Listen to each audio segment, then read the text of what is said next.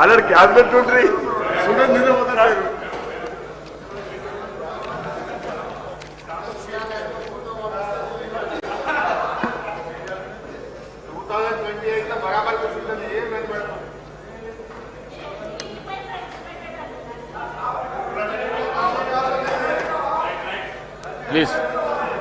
Please. Presentation of annual financial statement, budget for 2026-27. I request the Deputy Chief Minister to present the annual financial statement, budget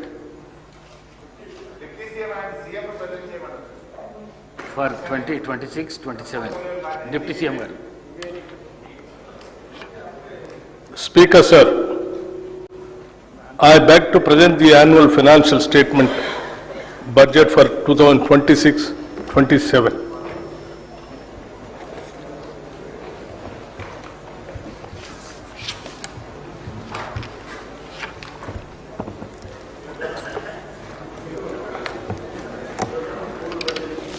గౌరవ అధ్యక్ష,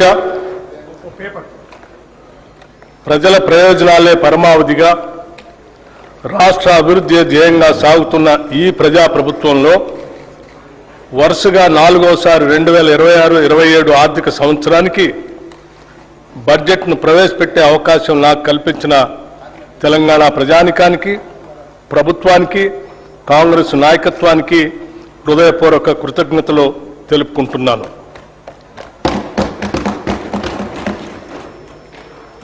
ప్రతి పౌరుడికి సామాజిక, ఆర్థిక, రాజకీయ న్యాయం అందించడమే పరిపాలన లక్ష్యం.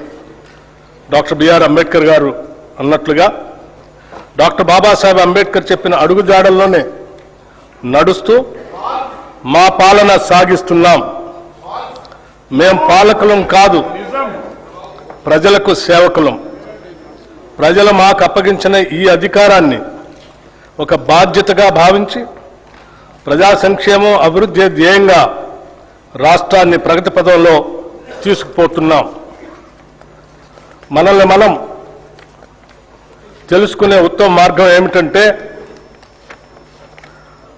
ఇతరులకు సేవ చేయటంలో మనం మర్చిపోవటం అని ఆనాడు మహాత్మా గాంధీ చెప్పిన విషయాలను గుర్తు చేసుకుంటూ ఈ 2 ఏళ్ల పాలనలో ప్రజలకు మేమిచ్చిన వాగ్దానాలను, వారు మాపై పెట్టుకున్న ఆశలను సంతృప్తికరమైన స్థాయిలో నెరవేరుస్తూ వస్తున్నాం. గత ప్రభుత్వం చేసిన ఆర్థిక మరియు వ్యవస్థల విధ్వంసాన్ని సరిచేస్తూ పాత అప్పులను, వాటి వడ్డీలను కట్టుకుంటూనే పాలనను గాడిలో పెట్టాం. ఆర్థిక క్రమశిక్షణను పాటిస్తూనే ప్రజలకిచ్చిన వాగ్దానాలను నెరవేర్చడానికి శక్తి వంచన లేకుండా కృషి చేస్తున్నాం. అభివృద్ధిలో తెలంగాణ రాష్ట్రాన్ని దేశంలోనే నెంబర్ 1 స్థానంలో నిలబెట్టాలన్నదే మా లక్ష్యం. అందుకోసమే అహర్నిశలు శ్రమిస్తున్నాం. ఈ 2 ఏళ్లలోనే రాష్ట్రానికి రికార్డు స్థాయిలో పెట్టుబడులు తీసుకురాగలిగాం. ధీరోదాత్తుడు ఎన్నడూ తనకు ఎదురైన అవరోధాలకు బెదరుడు. అవరోధాలనే అవకాశాలుగా మలుచుకొని ముందుకు సాగుతాడు. మేమెంచుకున్న లక్ష్యాల వైపు అడుగులేయటంలో ఎన్ని అడ్డంకులు ఎదురైనా లెక్క చేయక ముందుకు సాగుతున్నాం. ప్రజల నుండి పన్నుల రూపంలో వచ్చిన సొమ్మును తిరిగి వారి అభ్యున్నతి కోసమే వెచ్చిస్తున్నాం. ప్రతి పైసాకు మేము కాపలాదారులుగా ఉంటున్నాం. ఆదర్శవంతమైన పాలనలో రాష్ట్రాన్ని దేశానికే తలమానికంగా నిలబెడుతున్నాం. సుస్థిర రాజకీయ వ్యవస్థ, పటిష్టమైన ప్రణాళిక, దూరదృష్టి, ప్రజలకు మేలు చేయాలనే పట్టుదల మమ్మల్ని నడిపిస్తున్నాయి. ప్రపంచ పరిస్థితులు ఏ విధంగా ఉన్నా తెలంగాణ ప్రజానికం పట్ల, వారి అభ్యున్నత పట్ల అత్యున్నతమైన చిత్తశుద్ధితో ఈ బడ్జెట్ని రూపకల్పన చేశాం. అధ్యక్ష, బడ్జెట్ అంటే సంఖ్యల చుట్టూ తిరిగే అంకెలు కాదు, ప్రజల చుట్టూ తిరిగే సంఖ్యలు. బడ్జెట్ ప్రజల జీవన స్థితిగతుల మార్పుకు దోహదపడే లెక్కలు. తెలంగాణ ప్రజల ఆశలు, ఆశయాలను నిజం చేసే సంకల్ప పత్రమే ఈ బడ్జెట్. రాష్ట్ర సమగ్రాభివృద్ధికి అద్దం పట్టేలా దీన్ని రూపొందించాం. రాజ్యాంగ విలువలకు కట్టుబడి పారదర్శకతతో పాలన సాగిస్తున్నాం. గొప్పల కోసం మేము అబద్ధాలు చెప్పం. ఈ ప్రభుత్వం వాస్తవాల పునాదుల మీద పనిచేస్తుంది. మభ్యపెట్టే మాయమాటలు చెప్పం. ప్రశ్నించిన వారిని దూషించడం మా నైజం కాదు. బాధ్యతతో ఎవరు ప్రశ్నించినా బాధ్యతతోనే వారికి సమాధానం చెప్తాం. అది ప్రజల పట్ల, ప్రజాస్వామ్యం పట్ల మాకున్న చిత్తశుద్ధి.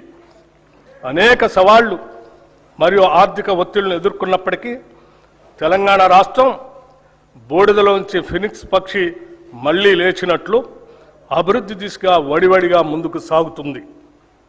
ప్రజల సంకల్పం, ప్రభుత్వ దృఢ నిశ్చయంతో రాష్ట్ర ఆర్థిక వ్యవస్థకు పకడ్బందీగా పునాదులు వేస్తున్నాం. ఈ బడ్జెట్లో రైతు సంక్షేమం, మహిళల సాధికారిత, యువతకు ఉపాధి అవకాశాలు, నైపుణ్యాలతో కూడిన నాణ్యమైన విద్య, ఆరోగ్యం, విద్యార్థులకు పౌష్టికాహారం, మౌలిక వసతుల అభివృద్ధికి ప్రాధాన్యత ఇస్తూ తెలంగాణను సుస్థిరమైన అభివృద్ధి వైపుకు నడిపించేదిగా రూపొందించామని సగర్వంగా తెలియజేస్తున్నాం. తెలంగాణ అస్తిత్వానికి మరియు సంస్కృతికి, సాంప్రదాయాలకి, పండుగలకి మా ప్రభుత్వం పెద్దపీట వేసింది. తెలంగాణ రాష్ట్ర అవతరణ దినోత్సవ రోజున కవులు, కళాకారులు, ప్రముఖులను మా ప్రభుత్వం సత్కరించింది. అందశ్రీ రచించిన జయ జయ హే తెలంగాణ గీతాన్ని రాష్ట్ర గీతంగా ప్రకటించాం. తెలంగాణ తల్లి విగ్రహాన్ని రైతు, శ్రామిక, మహిళా రూపురేఖలతో స్థానిక సంప్రదాయాలు ఉట్టిపడేలా రూపొందించాం. తెలంగాణలో అతిపెద్ద గిరిజన జాతర అయిన మేడారం సమ్మక్క సారలమ్మ జాతరను అత్యంత వైభవంగా నిర్వహించాం. వనదేవతల గద్దెల ప్రాంగణాన్ని చారిత్రక కట్టడాల మాదిరిగా రాతితో నిర్మించాం. కోయ వంశీయుల చరిత్రను ఈ ప్రాంగణం గోడలపై చిహ్నాలుగా, బొమ్మలుగా ఆదివాసీ పద్ధతిలో చెక్కించాం. తెలుగు చలనచిత్రాలకు తెలంగాణ గదర్ ఫిలిం అవార్డ్స్ పేరుతో అవార్డులు అందజేస్తున్నాం. ఆక్స్ఫర్డ్, స్టాన్ఫోర్డ్ యూనివర్సిటీల తరహాలో మన యూనివర్సిటీల్లో కూడా విద్యా ప్రమాణాలు పెంచాలని ప్రభుత్వం సంకల్పించింది. ఉస్మానియా విశ్వవిద్యాలయం, జవహర్లాల్ నెహ్రూ సాంకేతిక విశ్వవిద్యాలయం, వీరనారి చాకలి ఐలమ్మ మహిళా విశ్వవిద్యాలయాలను అంతర్జాతీయ స్థాయి విద్యా సంస్థలుగా తీర్చిదిద్దేందుకు చర్యలు తీసుకుంటున్నాం. విద్యా, ఉద్యోగ అవకాశాలు మెరుగుపరచడం, పెట్టుబడులను ఆకర్షించడంపై మా ప్రభుత్వం ప్రత్యేక శ్రద్ధ కనపరిచింది.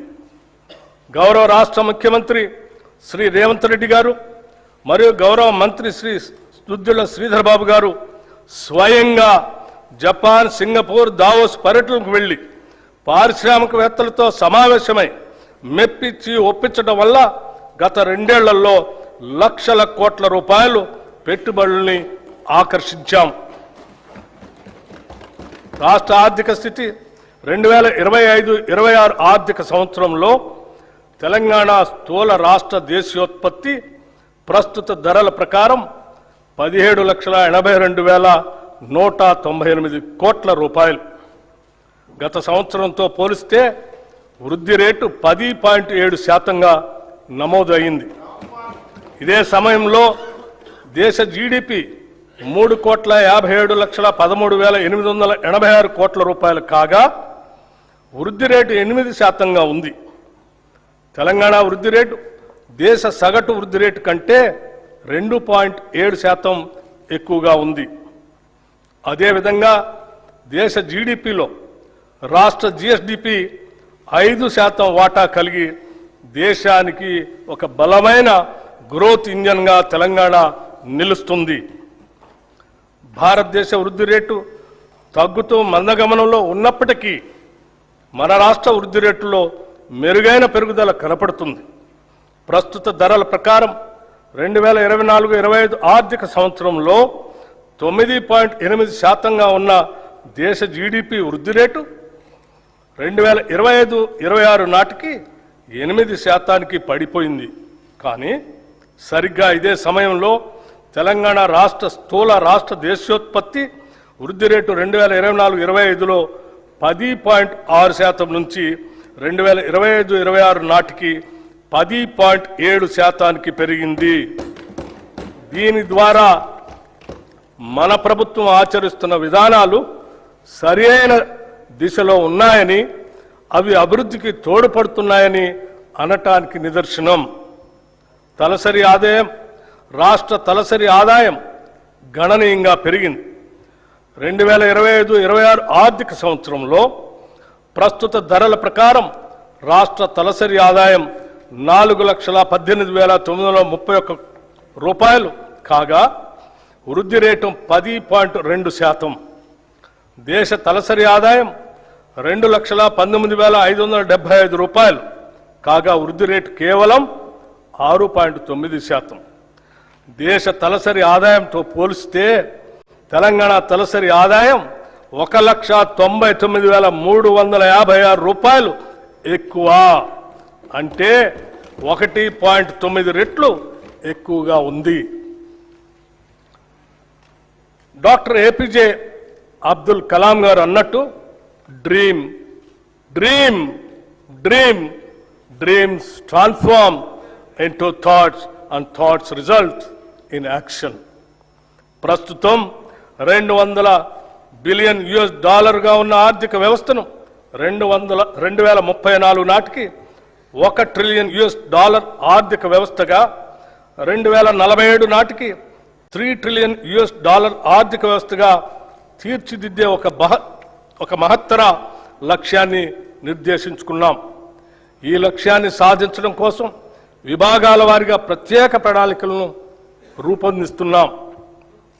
సెంట్రల్ స్పాన్సర్ స్కీమ్స్ గత ప్రభుత్వం 2014 నుంచి 2023 వరకు కేంద్ర ప్రాయోజిత పథకాలు సెంట్రల్ స్పాన్సర్ స్కీమ్స్ నిధులను సరైన రీతిలో వినియోగించలేదు.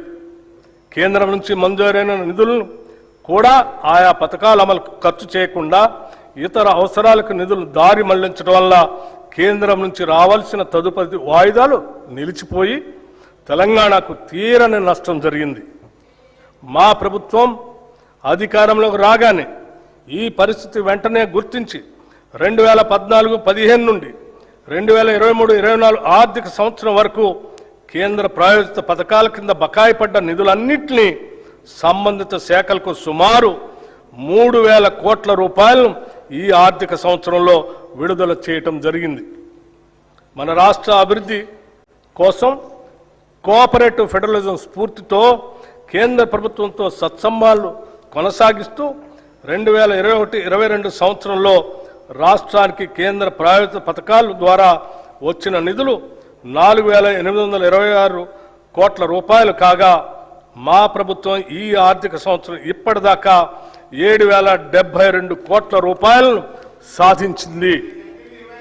ఇదే ఒరవడిని కొనసాగిస్తూ మరిన్ని నిధులను సాధించడానికి రాష్ట్ర ప్రభుత్వం చిత్తశుద్ధితో ప్రయత్నిస్తుంది. అధ్యక్ష, రుణ పునర్వ్యవస్థీకరణ ఏ రాష్ట్రానికైనా ఆర్థిక క్రమశిక్షణ అనేది అభివృద్ధికి మూలాధారం. రాబడికి మించి చేసే అప్పులు ఆ ఆర్థిక వ్యవస్థ మనుగడనే ప్రశ్నార్థకం చేస్తాయి. గత ప్రభుత్వ హయాంలో పరిమితులకు మించి చేసిన అప్పుల కారణంగా రాష్ట్ర ఆర్థిక వ్యవస్థపై తీవ్ర భారం పడింది. ఈ తప్పిదాన్ని సరిదిద్దేందుకు గత ప్రభుత్వం అధిక వడ్డీకి తెచ్చిన ₹25,612 కోట్ల రుణాలను తక్కువ వడ్డీకి పునర్వ్యవస్థీకరించింది అని చెప్పడానికి సంతోషిస్తున్నాం. అంతేకాకుండా రుణ చెల్లింపుల వ్యవధిని పెంచి అసలు చెల్లించాల్సిన కాలాన్ని 20 నుంచి 39 సంవత్సరాలకి పొడిగించింది. ఈ రుణ పునర్వ్యవస్థీకరణ ద్వారా 2025-26 నుండి 2031-32 దాకా చెల్లించాల్సిన 34,058 కోట్ల రూపాయల నుంచి 11,915 కోట్లకు తగ్గింది. దీని ద్వారా రాష్ట్రానికి 22,142 కోట్ల రూపాయలు క్యాష్ అవుట్ఫ్లో తగ్గి నగదు వెసులుబాటు కలిగింది. గతంలో TUFIDC సంస్థ 10.2% వడ్డీతో తీసుకున్న 172.02 కోట్లు. తెలంగాణ రోడ్డు డెవలప్మెంట్ కార్పొరేషన్ 9.7% వడ్డీతో తీసుకున్న 2,204.06 కోట్ల రూపాయల రుణాలను 8.6% వడ్డీకి రీస్ట్రక్చర్ చేసుకున్నాం. దీని ద్వారా మొత్తంగా ఈ ఆర్థిక సంవత్సరంలో సుమారు 27,988 కోట్ల అధిక వడ్డీ రుణాలను తక్కువ వడ్డీకి మార్చుకున్నాం. 16వ ఆర్థిక సంఘం కేంద్రానికి పన్నుల రూపంలో మనం ఏటా వేల కోట్ల రూపాయల ఆదాయం సమకూరుస్తుంటే తిరిగి కేంద్ర పన్నుల పంపకాల ద్వారా మనకు ఇస్తున్నది మనం కట్టే ప్రతి రూపాయలో సగటున 42 పైసలే. జనాభా నియంత్రణ పాటిస్తూ సొంత రాబడి పెంచుకుంటూ దేశ ఆర్థిక వ్యవస్థ వెన్నెముకగా నిలుస్తున్న రాష్ట్రాలకు ఈ పంపకం ద్వారా తీవ్ర అన్యాయం జరుగుతూ వస్తుంది. ఈ చారిత్రక లోపాన్ని సరిదిద్దేందుకు మన ప్రభుత్వం 16వ ఆర్థిక సంఘం ముందు బలమైన వాదనను వినిపించింది. తద్వారా కేంద్ర పన్నుల పంపకం ఫార్ములాలో కేవలం జనాభా ఆదాయ వ్యత్యాసాల లాంటి అంశాలనే కాకుండా రాష్ట్ర జిఎస్డిపిని కూడా ఒక కీలక కొలమానంగా పరిగణలోకి తీసుకునేలా మెప్పించి ఒప్పించడంలో మన ప్రభుత్వం విజయం సాధించింది. దీని ద్వారా తెలంగాణ వాటాను 2.102% నుండి 2.174%కి పెంచడం జరిగింది. తెలంగాణ రాష్ట్రాన్ని దేశంలోనే భవిష్యత్ ఆర్థిక శక్తిగా అభివృద్ధి చేయాలనే లక్ష్యంతో తెలంగాణ రైజింగ్ గ్లోబల్ సమ్మిట్ 2025ను డిసెంబర్ 8-9 తేదీల్లో హైదరాబాద్లోని భారత్ ఫ్యూచర్ సిటీలో విజయవంతంగా నిర్వహించాం. ప్రధాన రంగాలలో ప్రపంచ స్థాయి పెట్టుబడులను ఆకర్షించడానికి ఈ సమ్మిట్ ఒక ముఖ్య వేదికగా నిలిచింది. ప్రపంచవ్యాప్తంగా సుమారు 2,000 మంది అంతర్జాతీయ ప్రతినిధులు, పెట్టుబడిదారులు, విధాన రూపకర్తలు, ఆర్థిక నిపుణులు, సాంకేతిక రంగ నిపుణులు ఈ సమ్మిట్లో పాల్గొన్నారు. ఈ సమ్మిట్లో నోబెల్ బహుమతి గ్రహీతలు ఆర్థికవేత్త శ్రీ అభిజిత్ బెనర్జీ, సామాజికవేత్త శ్రీ కైలాష్ సత్యార్థి, ఆర్బీఐ మాజీ గవర్నర్లు శ్రీ దువ్వూరి సుబ్బారావు, శ్రీ రఘురామ్ రాజన్, ఆర్థికవేత్త శ్రీ అరవింద్ సుబ్రహ్మణ్యన్, యునైటెడ్ కింగ్డమ్ మాజీ ప్రధాని Shri Tony Blair, World Economic Forum ప్రతినిధి శ్రీ జెర్మీ జగ్గన్స్ వంటి ప్రముఖులు పాల్గొన్నారు. అదేవిధంగా పరిశ్రమల రంగం నుంచి శ్రీ శంతన్ నారాయణ్, శ్రీ ఆనంద్ మహేంద్ర, శ్రీ ప్రేమ్ వాట్సా, శ్రీ ఎరిక్ స్వైడర్ వంటి ప్రముఖ పారిశ్రామికవేత్తలు కూడా పాల్గొన్నారు. ఈ సమ్మిట్ సందర్భంగా తెలంగాణ రైజింగ్ విజన్ 2047 పత్రాన్ని అధికారికంగా విడుదల చేయటం జరిగింది. ఈ విజన్ పత్రం క్యూర్, ప్యూర్, రేర్ అనే 3 ప్రాంతాల ఆధారంగా సమతుల్య సుస్థిర అభివృద్ధి సాధించడానికి రాష్ట్ర దీర్ఘకాలిక అభివృద్ధి వ్యూహాన్ని ప్రతిపాదించింది. సమ్మిట్ సందర్భంగా దాదాపు 100 పైబడి ఎంఓయూలు కుదుర్చుకున్నాం. వీటి ద్వారా సుమారు 5,75,000 కోట్ల రూపాయలు పెట్టుబడులు పెట్టడానికి పెట్టుబడిదారులు తమ ఆసక్తిని వ్యక్తపరిచారు. హైదరాబాద్లో సాఫ్రన్ సిఎఫ్ఎం అంతర్జాతీయ ఏరోక్రాఫ్ట్ ఇంజిన్ యొక్క మెయింటెనెన్స్, రిపేర్ మరియు ఓవరాల్ ఎంఆర్ఓ సదుపాయ కేంద్రాన్ని ప్రారంభించడం ఒక చారిత్రాత్మక ప్రభుత్వ విజయం. గౌరవ ముఖ్యమంత్రి శ్రీ రేవంత్ రెడ్డి గారు దావోస్లో next gen life sciences policy 2026-2030ను ఆవిష్కరించారు. ఈ పాలసీ లక్ష్యం 2030 నాటికి ఆర్టిఫిషియల్ ఇంటెలిజెన్స్ పరిశోధనాభివృద్ధి మరియు ఆధునిక తయారీ రంగాల్లో తెలంగాణను ప్రపంచంలో మొదటి 5 లైఫ్ క్లస్టర్లలో ఒకటిగా నిలపటం. ఈ రంగంలో ఇప్పటిదాకా 73,360 కోట్ల పెట్టుబడుల్ని ఆకర్షించాము. దీనివల్ల 1,00,000 మందికి ప్రత్యక్షంగా మరియు 2,50,000 మందికి పరోక్షంగా ఉద్యోగాలు సృష్టించబడతాయి. సింగపూర్కు చెందిన ఏజీఐడిసి, వియత్నాంకు చెందిన వెన్ గ్రూప్, జేసీకి ఇన్ఫ్రా ప్రాజెక్ట్స్ లిమిటెడ్ సంస్థల నుంచి మొత్తం 1,03,500 కోట్ల రూపాయల పెట్టుబడులు వస్తాయి. ప్రణాళికాబద్ధంగా అభివృద్ధి సాధించడానికి, ఈ అభివృద్ధికి ప్రజలను వారసులను చేస్తూ ముందుకు సాగటానికి అంతర్జాతీయ స్థాయిలో ఎక్కడా లేని విధంగా క్యూర్, ప్యూర్, రేర్ అనే 3 ప్రధాన ప్రాంతాలుగా గుర్తించాం. క్యూర్లో సేవా రంగానికి, ప్యూర్లో ఉత్పాదక రంగానికి, రేర్లో వ్యవసాయ మరియు వ్యవసాయ అనుబంధ రంగాలకు ప్రాధాన్యత ఇస్తూ రాష్ట్రాన్ని అభివృద్ధి చేస్తున్నాం. Hyderabad outer ring road ORR లోపల క్యూర్ ప్రాంతంలో technology, artificial intelligence, global capability సెంటర్లు, పరిశోధన, అభివృద్ధి, స్టార్టప్, ఫైనాన్షియల్ సర్వీసెస్ సంస్థలు మరియు ఇతర సర్వీస్ సెక్టార్లను అధిక విలువైన సేవల కేంద్రంగా అభివృద్ధి చేయాలని నిర్ణయించాం. తెలంగాణలో పట్టణ జనాభా 2031 నాటికి 53.8% చేరుకునే అవకాశం ఉంది. ఈ నేపథ్యంలో క్యూర్ ప్రాంత పరిధిని కాలుష్యరహితంగా నెట్ జీరో మార్చేందుకు కావలసిన అన్ని చర్యలు తీసుకుంటున్నాం. సందర్భంగా health policy, Hyderabad industrial lands transformation పాలసీని కింద కాలుష్య కారక పరిశ్రమలను ORR బయటికి తరలించేందుకు మరియు సింగిల్ యూజ్ ప్లాస్టిక్ వినియోగాన్ని నిషేధించేందుకు చర్యలు తీసుకుంటున్నాం. క్యూర్ పరిధిలో ప్రస్తుతం ఉన్న పెట్రోల్, డీజిల్ ఆటోలను రెట్రో ఫిట్టింగ్ ద్వారా ఎలక్ట్రిక్ వాహనాలుగా ప్రభుత్వ ఖర్చుతో మారుస్తాం.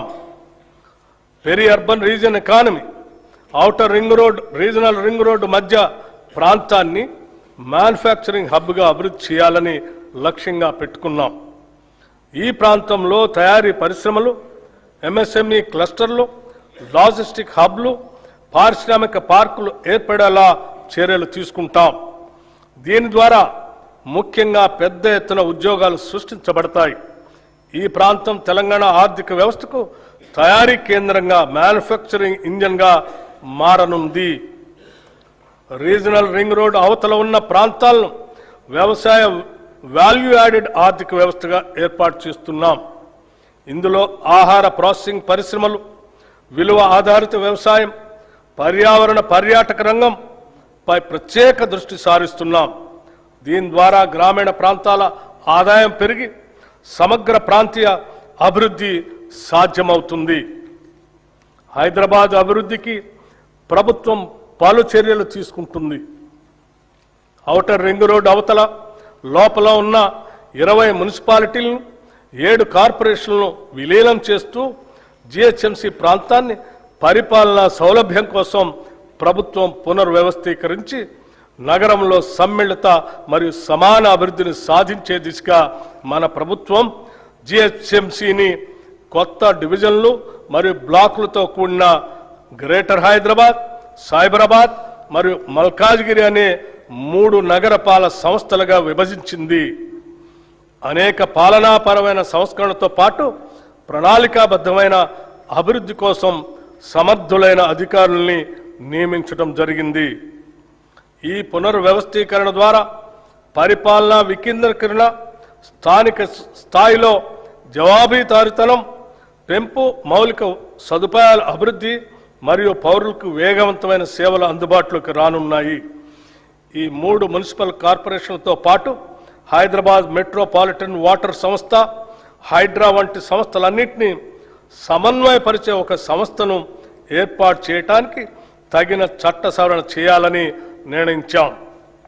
ప్రపంచవ్యాప్తంగా అతివేగంగా అభివృద్ధి చెందుతున్న గ్లోబల్ సిటీల జాబితాలో ఇప్పటిదాకా మన దేశంలో ఢిల్లీ, ముంబై వంటి పట్టణాలు మాత్రమే టాప్ 10 లిస్టులో ఉన్నాయి. ఇప్పుడు హైదరాబాద్ కూడా ఆ జాబితాలో చేరబోతున్నది. పోలీస్ కమిషనరేట్ పునర్వ్యవస్థీకరణ గురించి హైదరాబాద్ మహానగర ప్రాంతంలోని పోలీస్ వ్యవస్థ సామర్థ్యాన్ని బలోపేతం చేయటం కోసం ఈ ప్రాంత పోలీస్ వ్యవస్థ పరిధిని హైదరాబాద్, సైబరాబాద్, మల్కాజ్గిరి, ఫ్యూచర్ సిటీ అనే 4 కమిషనరేట్లుగా పునర్వ్యవస్థీకరించాము. హైదరాబాద్ గొప్ప చారిత్రక నగరంగా ప్రపంచవ్యాప్త గుర్తింపు కలిగి ఉంది. ఆనాటి కుతుబ్ షాహీల నుండి నిజాం పాలకుల వరకు ఆధునిక కాలంలో హైటెక్ City, outer ring road, Shamshabad విమానాశ్రయం వంటి అద్భుతాలతో ఈ నగరం నిరంతరం అభివృద్ధి చెందుతూనే ఉంది. నేడు గౌరవ ముఖ్యమంత్రి శ్రీ రేవంత్ రెడ్డి గారి దార్శనిక నాయకత్వంలో తెలంగాణ మరో చారిత్రాత్మక అడుగు వేస్తుంది. అదే 30,000 ఎకరాల్లో ఏర్పాటు చేసిన భారత్ ఫ్యూచర్ సిటీ.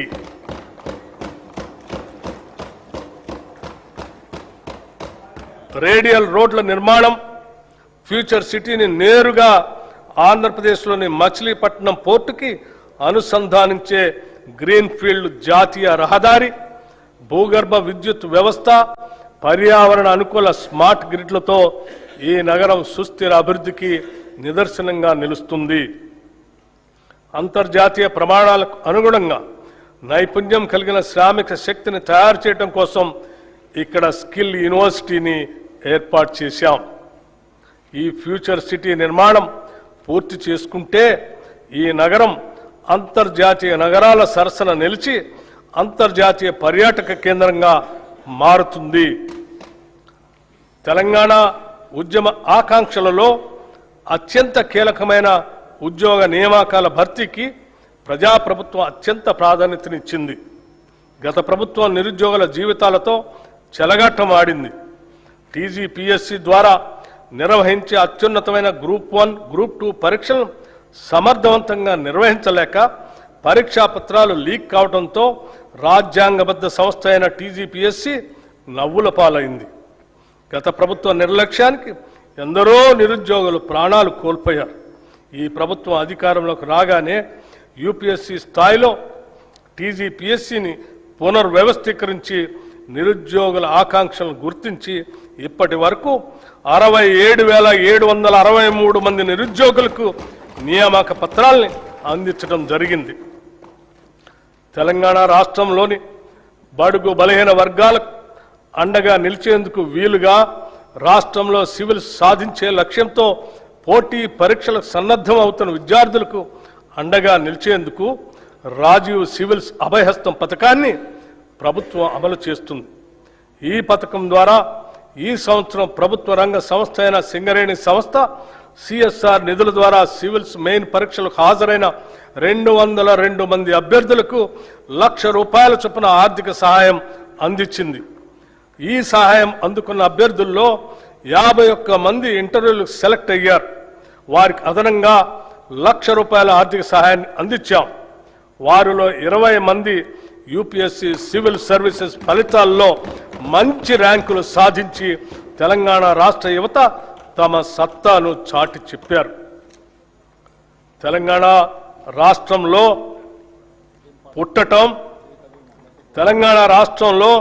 పుట్టటం ఇక్కడ జీవించటం ఒక వరం అనే విధంగా ప్రభుత్వం చర్యలు తీసుకుంటున్నది, సౌకర్యాలు కల్పిస్తున్నది. ఈ ప్రభుత్వం రాష్ట్రంలోని ప్రతి కుటుంబానికి భద్రత కల్పిస్తుంది. ఒక కుటుంబంలో ఆదాయం తెచ్చే వ్యక్తి దురదృష్టవశాత్తు అకస్మాత్తుగా దూరమైతే ఆ కుటుంబం పడే మానసిక వేదన ఒకటైతే వాళ్ళు ఎదుర్కొనే ఆర్థిక విపత్తు మరొకటి. ఒక్క సంఘటనతో ఆ కుటుంబం రోడ్డున పడుతుంది. ఆ భయం, ఆ అభద్రతా భావం ఏ ఒక్క తెలంగాణ బిడ్డకు ఉండకూడదన్నదే మా ప్రభుత్వ సంకల్పం. ప్రపంచంలోని ఏ అభివృద్ధి చెందిన దేశానికి సాధ్యం కాని రీతిలో కని విని ఎరుగని ఒక మహత్తర జీవిత బీమా పథకానికి ఈ బడ్జెట్లో శ్రీకారం చుడుతున్నాం. సామాజిక అంతరాలతో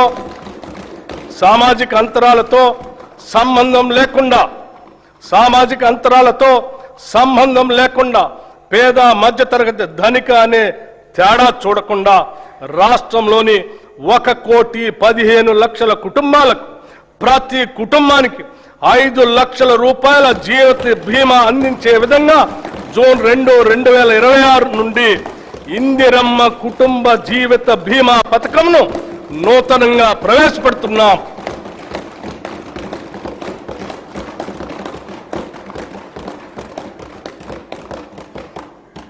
ప్రజల సమస్యలను త్వరితగతిన పరిష్కరించేందుకు, పరిపాలనలో పారదర్శకత, బాధ్యతను పెంపొందించేందుకు ఏర్పాటు చేసిన ప్రజావాణి కార్యక్రమం విజయవంతంగా కొనసాగుతుంది. హైదరాబాద్లో ఉన్న మహాత్మా జ్యోతిబా పూలే ప్రజాభవన్లో ప్రజల వినతులను నేరుగా సమర్పించే అవకాశాన్ని కల్పించాం. ప్రభుత్వం అమలు చేస్తున్న సంక్షేమ పథకాలు, చేపడుతున్న అభివృద్ధి కార్యక్రమాలను ప్రజలకు మరింతగా చేరువ చేయాలనే సంకల్పంతో రాష్ట్రంలో ప్రజాపాలన ప్రగతి ప్రణాళిక పేరుతో 99 రోజుల కార్యక్రమాన్ని ప్రభుత్వం రూపొందించింది. ఈ కార్యక్రమం 2026 మార్చి 6 నుంచి జూన్ 12 వరకు సాగుతుంది. గ్రామ, మండల, నియోజకవర్గ, జిల్లా మరియు రాష్ట్ర స్థాయిల వరకు పరిశుభ్రత, ఫైళ్ల క్లియరెన్స్, ఆరోగ్యం, రోడ్డు సేఫ్టీ, సంక్షేమం, పిల్లల భద్రత, డ్రగ్స్ కు నో, రైతు సంక్షేమం, వ్యవసాయం, విద్య, యువత, క్రీడలు, మహిళలు, పర్యావరణం వంటి 10 అంశాలతో కూడిన ఈ కార్యక్రమాన్ని ప్రజాప్రతినిధులు, జిల్లా అధికారులు, స్వయం సహాయక సంఘాల మహిళలు మరియు పౌర సమాజ సంస్థల భాగస్వామ్యంతో అమలు చేస్తున్నాం. గత ప్రభుత్వం అట్టహాసంగా తెచ్చిన ధరణితో రైతులు అలివికాని కష్టాలు ఎదుర్కొన్నారు. ఈ భూ సమస్యలకు శాశ్వత పరిష్కారం కోసం ప్రభుత్వం తెలంగాణ భూభారతి చట్టం 2025ను అమలు చేసింది.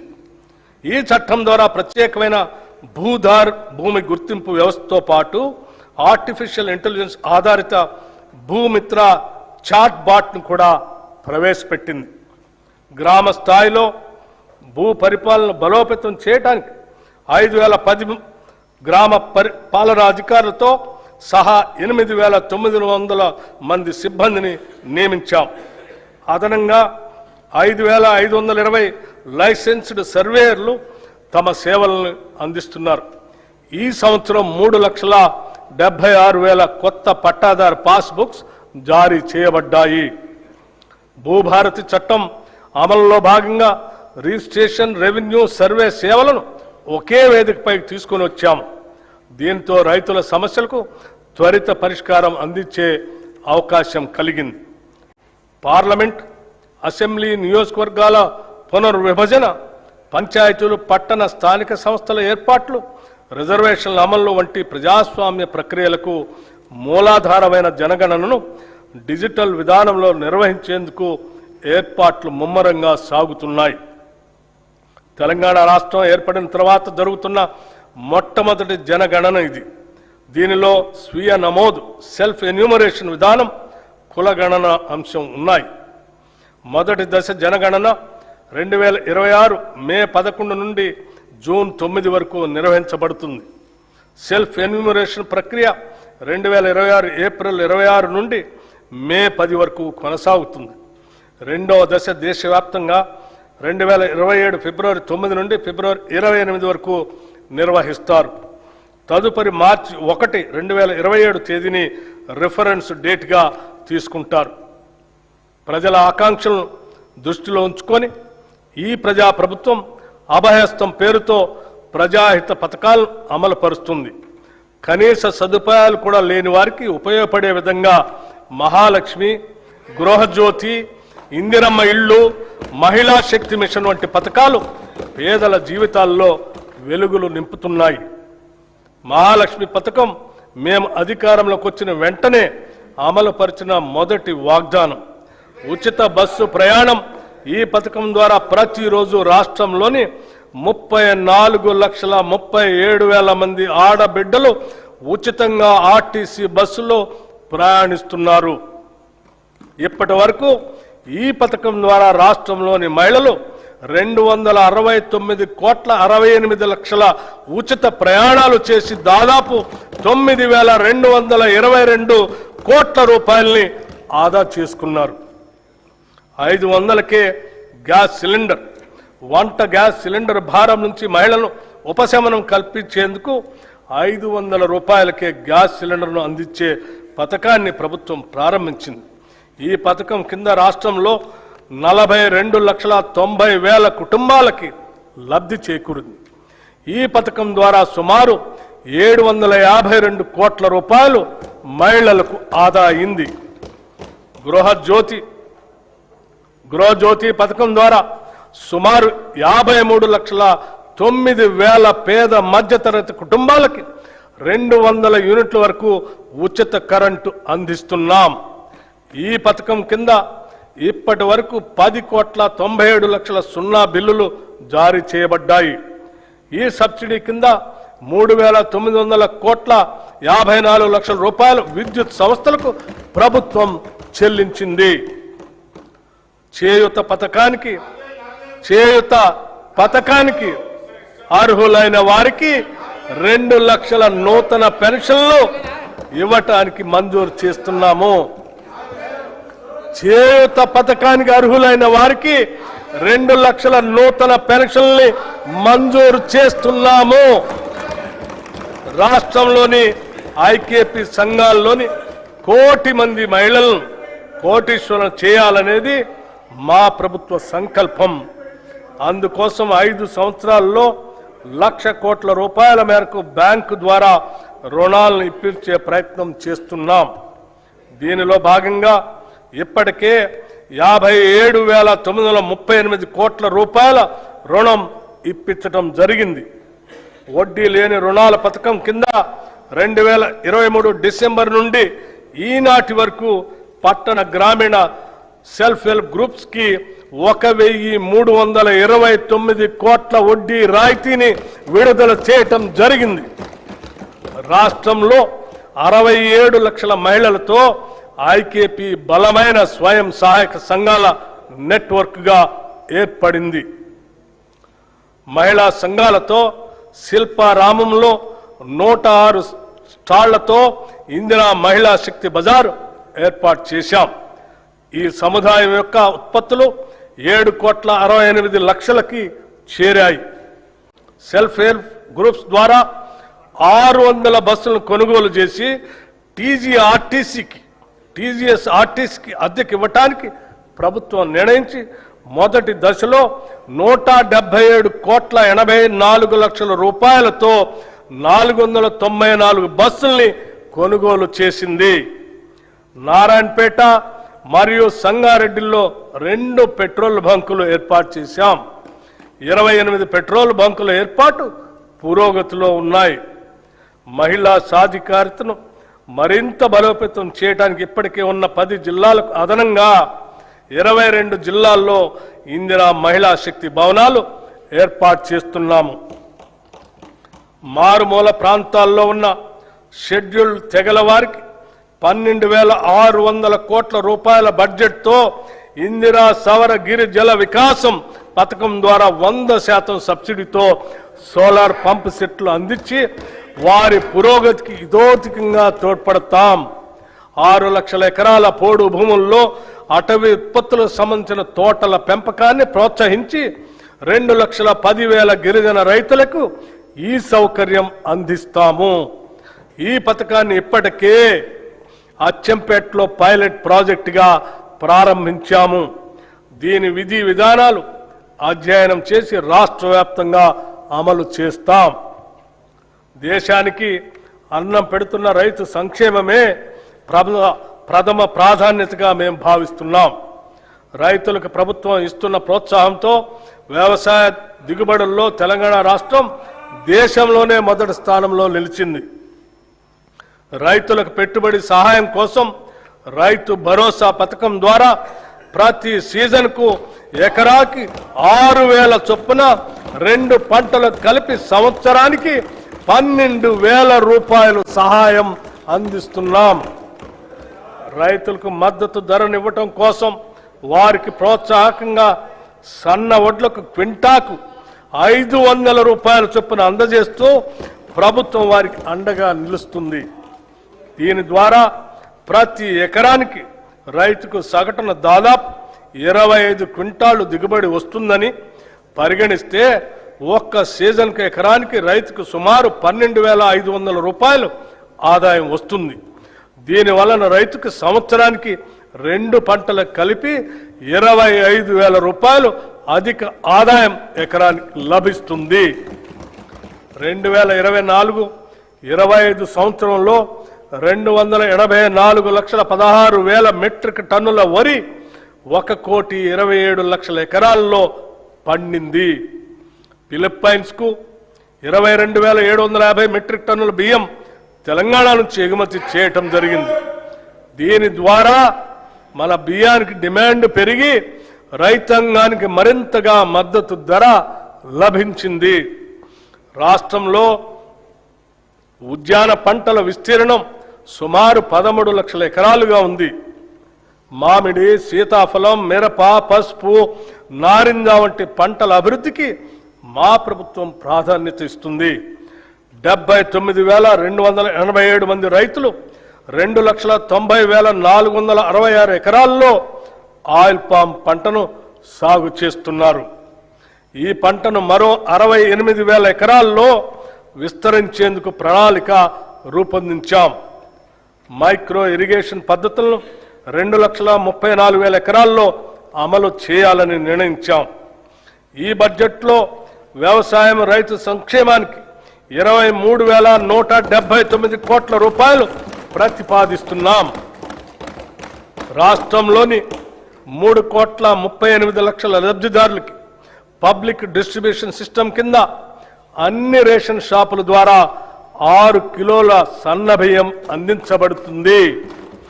దీని ద్వారా ఆహార భద్రత కల్పించడంతో పాటు ప్రజలకు నాణ్యమైన పౌష్టికాహారాన్ని ప్రభుత్వం అందించగలుగుతుంది. గత ప్రభుత్వం 10 ఏళ్లు రేషన్ కార్డులు ఇవ్వకపోవడంతో ఎందరో పేద ప్రజలు సంక్షేమ కార్యక్రమాలకి దూరమయ్యారు. ప్రజాప్రభుత్వం ఏర్పడిన తర్వాత అర్హులైన పేద కుటుంబాలకి 15,12,000 కొత్త రేషన్ కార్డుల్ని జారీ చేశాం. పాత కార్డులో మరో 19,44,000 మంది కొత్త సభ్యుల్ని చేర్చాం. రాష్ట్రంలో ప్రస్తుతం 1,05,07,879 రేషన్ కార్డులు ఉన్నాయి. ఈ బడ్జెట్లో పౌర సరఫరాల శాఖకు 7,366 కోట్ల రూపాయలు ప్రతిపాదిస్తున్నాం. పశు సంవర్ధక మత్స్య రంగాలు 2024-25 సంవత్సరంలో 1,935 కోట్ల 27 లక్షల గుడ్ల ఉత్పత్తితో తెలంగాణ రాష్ట్రం దేశంలో 3వ స్థానాన్ని చేరుకుంది. 11,58,000 టన్నుల మాంసం ఉత్పత్తి చేసి దేశంలో 5వ స్థానానికి చేరుకున్నాం. 2025-26 ఆర్థిక సంవత్సరానికి గాను రాష్ట్ర జిఎస్డిపికి పశు సంవర్ధక రంగం 1,03,525 కోట్ల రూపాయలు అందించగా మత్స్య రంగం 7,763 కోట్ల రూపాయలు అందించింది. కోయడలో 47 కోట్ల రూపాయలతో హోల్సేల్ చేపల మార్కెట్ని నిర్మిస్తున్నాము. ఈ బడ్జెట్లో పశు సంవర్ధక మత్స్య శాఖకు 1,529 కోట్ల రూపాయల్ని ప్రతిపాదిస్తున్నాము.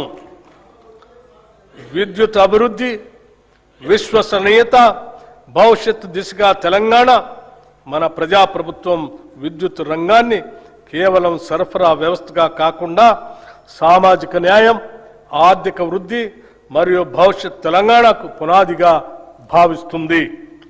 విద్యుత్ అనేది కేవలం సేవ కాదు, అది సమాజం ఎలా పనిచేస్తుందో చెప్పే అర్థం. ఈరోజు తెలంగాణలో విద్యుత్ రంగం దేశంలోనే అత్యుత్తమంగా నిలవటానికి కారణం నిరంతర సరఫరా మాత్రమే కాదు, నాణ్యత, విశ్వసనీయత మరియు ప్రజా కేంద్రిత పాలన.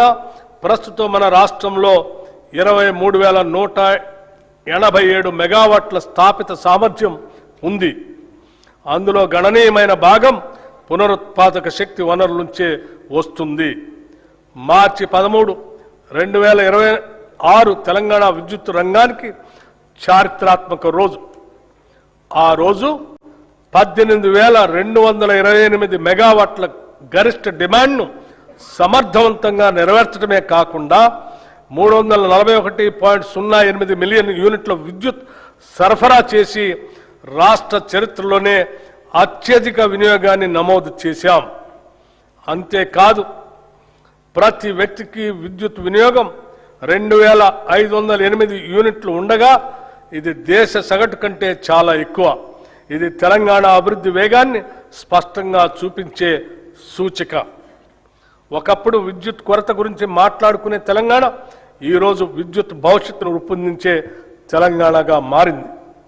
మన ప్రభుత్వం విద్యుత్ సేవలను ప్రజలకు మరింత చేరువ చేయడంలో ఒక కొత్త విధానాన్ని తీసుకొచ్చింది. అధికారులు కార్యాలయాల్లో కాకుండా ప్రజల మధ్యకు వెళ్లే విధంగా ప్రజాబాట పొలం బాట అనే కార్యక్రమాన్ని అమలు చేస్తున్నాం. సమస్యలు ఫైళ్లలో కాదు, ప్రజల దగ్గరే పరిష్కారం అవుతున్నాయి. 214 ఎలక్ట్రిక్ అంబులెన్సులు మరియు 24 గంటల 1912 కాల్ సెంటర్ ద్వారా తక్షణ స్పందన అందిస్తున్నాం. పాలనాపరంగా ఉండే వ్యవస్థ కాదు, సమస్య దగ్గరకు వెళ్లే వ్యవస్థ ఇది. సాంకేతిక రంగంలో కూడా కీలక మార్పులు తీసుకువస్తున్నాం. రియల్ టైం ఫీడర్ మానిటరింగ్ వంటి ఆధునిక వ్యవస్థలు అమలు చేస్తూ సరఫరా నాణ్యతను నిరంతరం పరీక్షించే స్థాయికి తీసుకొచ్చాం. ఇటీవల ఎస్ఎల్సి ఛార్జీల సవరణ ద్వారా కొత్త విద్యుత్ కనెక్షన్లు కాంటాక్ట్ లెస్ విధానంలో అందించే వ్యవస్థను ప్రవేశపెట్టాం. అభివృద్ధి చెందిన దేశాల తరహాలో పారదర్శకతను పెంచుతూ అవినీతి అవకాశాలను తగ్గించే దిశగా ఇది ఒక కీలక అడుగు. విద్యుత్ మౌలిక సదుపాయాల విస్తరణలో తెలంగాణ ఒక కొత్త ప్రమాణాన్ని నెలకొల్పుతుంది. ట్రాన్స్ఫార్మర్లు, సబ్స్టేషన్లు, నెట్వర్క్ సామర్థ్యం ప్రతి స్థాయిలో బలోపేతం అవుతున్నాయి. మౌలిక సదుపాయాలు కనిపించవు, కానీ అవే అభివృద్ధి కనిపించేలా చేస్తాయి. ఈ దశలో యాదాద్రి థర్మల్ పవర్ స్టేషన్లో 3x800 మెగావాట్ల యూనిట్ని ప్రారంభించి మరొక యూనిట్ని గ్రిడ్కి అనుసంధానం చేశాం. ఇది తెలంగాణ భవిష్యత్ విద్యుత్ భద్రతకు బలమైన పునాది. పునరుత్పాదక శక్తి రంగంలో తెలంగాణ ముందంజలో ఉంది. ప్రకృతితో కలిసి ముందుకు సాగటం మన లక్ష్యం. సౌర ప్రాజెక్టులు, సోలార్ విలేజ్లు, రూఫ్ టాప్ విస్తరణ మాత్రమే కాదు, పిఎం కుసుమ్ పథకం ద్వారా రైతులను విద్యుత్ వినియోగదారులుగా కాకుండా విద్యుత్ ఉత్పత్తిదారులుగా మార్చే దిశగా అడుగులు వేస్తున్నాం. ఇది రైతును వ్యవసాయకర్తగా మాత్రమే కాకుండా శక్తి రంగంలో భాగస్వామిగా నిలబడుతుంది. ఇప్పుడు శక్తి రంగం భవిష్యత్తు గురించి మాట్లాడాల్సిన సమయం వచ్చింది. శక్తిని ఉత్పత్తి చేయడం ఒక దశ, దాన్ని నిల్వ చేసి సమర్థవంతంగా వినియోగించడం భవిష్యత్తు. ఈ దశగా మహేశ్వరం మరియు చౌటప్పల్లో 1500 megawatts hour battery energy storage వ్యవస్థలను ఏర్పాటు చేస్తున్నాం. అలాగే టీజీ జెన్కో హైడల్ ఉత్పత్తిలో రికార్డు సాధించే లక్ష్యాన్ని దాదాపు రెట్టింపు చేసింది. ఈ సందర్భంగా సింగరేణి కాలేజ్ కంపెనీ లిమిటెడ్ సంస్థ చేసిన సేవలను కూడా మనం గుర్తు చేసుకోవాలి. రాష్ట్ర విద్యుత్ ఉత్పత్తి, ప్రసారం, పంపిణీ వ్యవస్థకు అవసరమైన బొగ్గు సరఫరాలో ఈ సంస్థ కీలక పాత్ర పోషిస్తుంది. అదేవిధంగా జైపూర్ థర్మల్ ప్లాంట్ ద్వారా విద్యుత్ ఉత్పత్తిలో కూడా ఈ సంస్థ తన వంతు పాత్రను పోషిస్తుంది.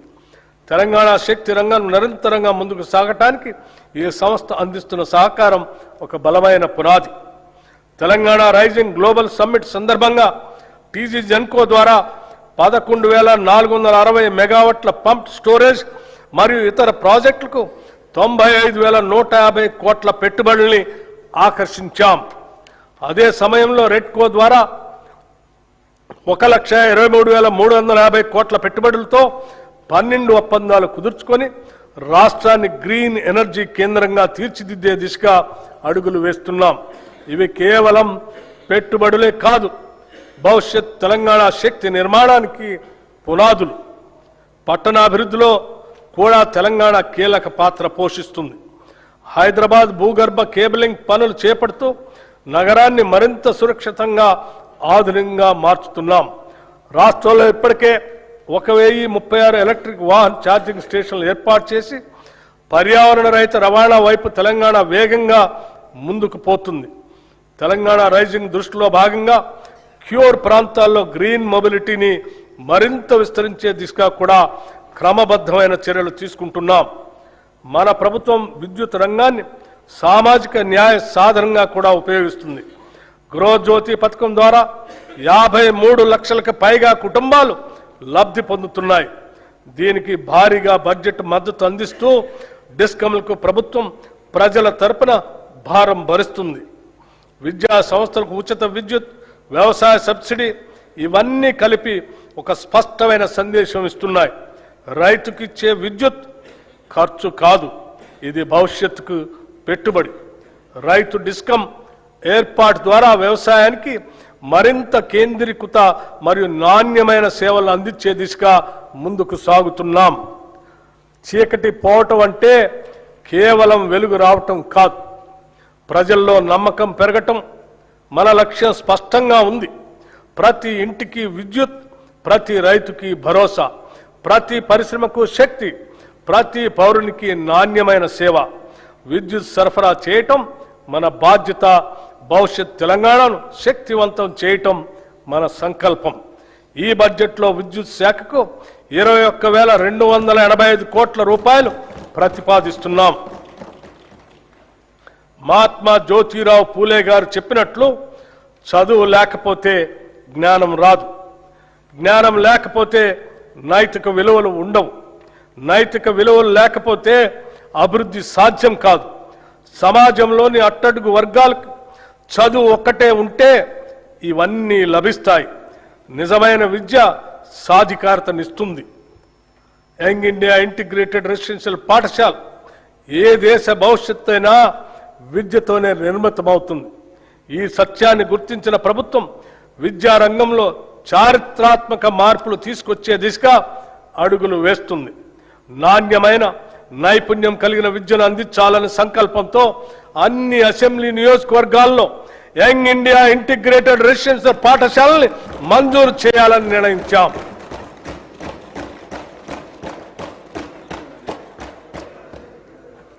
తెలంగాణ సమాజం ఒక ఉమ్మడి వసుదైక కుటుంబంగా SC, ST, BC, minority, OC విద్యార్థులు ఒకే చోట చదువుకునేందుకు వీలుగా అధునాతన వసతులతో 105 యంగ్ ఇండియా ఇంటిగ్రేటెడ్ రెసిడెన్షియల్ పాఠశాలలు నిర్మిస్తున్నాం. ఇప్పటికే 79 స్కూళ్లు మంజూరు చేశాం. 40 చోట్ల నిర్మాణ పనులు వివిధ దశల్లో ప్రారంభమయ్యాయి. ప్రాథమిక విద్యను బలోపేతం చేయడానికి 33 జిల్లాల్లో 1,362 ప్రీ ప్రైమరీ విభాగాలను పైలట్ ప్రాజెక్టుగా ప్రారంభించాం. రాబోయే విద్యా సంవత్సరంలో ఈ కార్యక్రమాన్ని 2,000 నుండి 2,500 ప్రభుత్వ పాఠశాలలకు విస్తరించేందుకు ప్రణాళిక సిద్ధం చేస్తున్నాం. బాలికల విద్యను ప్రోత్సహించేందుకు 2025-26 విద్యా సంవత్సరంలో 93 కస్తూర్బా గాంధీ బాలిక విద్యాలయాలను young India institutes of excellence గా ప్రకటించి 120 కేజీబీవీఎల్ ఇంటర్మీడియట్ స్థాయికి పెంచాం. తెలంగాణ పబ్లిక్ స్కూల్స్ ఎంపిక చేసిన ప్రస్తుత ప్రభుత్వ పాఠశాలను ఆధునిక మౌలిక సదుపాయాలు, శిక్షణ పొందిన ఉపాధ్యాయులు, డిజిటల్ సదుపాయాలు, ప్రత్యేక రవాణా వ్యవస్థలతో అన్ని వనరులతో కూడిన క్యాంపస్ గా అభివృద్ధి చేయాలని ప్రతిపాదించాం. ప్రీ ప్రైమరీ నుండి 12వ తరగతి వరకు 1,500 మంది విద్యార్థులకు విద్య అందించబడుతుంది తెలంగాణ పబ్లిక్ స్కూల్స్ లో. అధ్యక్ష, విద్యార్థులకు పౌష్టికాహారం మానవ మనుగడకు అంతిమ లక్ష్యం మేధస్సును పెంపొందించుకోవటమే. ఈ కార్యక్రమాల ద్వారా తెలంగాణ ప్రభుత్వం ప్రతి బిడ్డ, ప్రతి బాలిక, ప్రతి విద్యార్థి కలలకు జీవం పోస్తుంది. తెలంగాణ విద్యార్థులు ఎదిగితే తెలంగాణ రాష్ట్రమే దేదీప్యమానంగా ఎదుగుతుంది. ఈ ఉద్దేశాన్ని సాధించడం కోసం మా ప్రభుత్వం విద్యార్థుల పోషణ, విద్యా ఫలితాలను మెరుగుపరచడానికి వీలుగా 2 నూతన పథకాలు ఈ బడ్జెట్లో ప్రవేశపెడుతున్నాం. విద్యార్థులకి బ్రేక్ఫాస్ట్ పథకం 2026-27 విద్యా సంవత్సరం నుంచి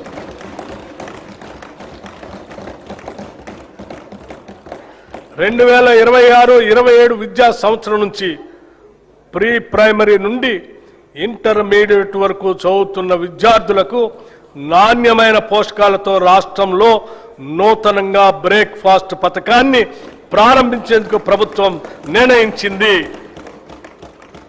ఈ బ్రేక్ఫాస్ట్ లో ప్రతి విద్యార్థికి వారానికి అల్పాహారంతో పాటు 3 రోజులు పాలు మరియు మిగతా 3 రోజులు రాగి జావా అందిస్తాము.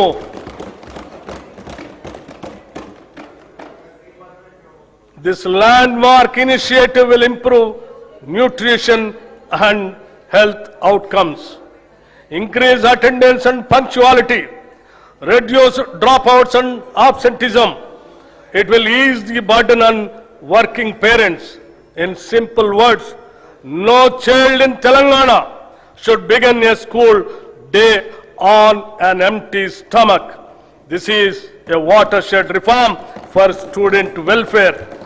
This breakfast initiative will not only nourish bodies, it will nourish the future of Telangana.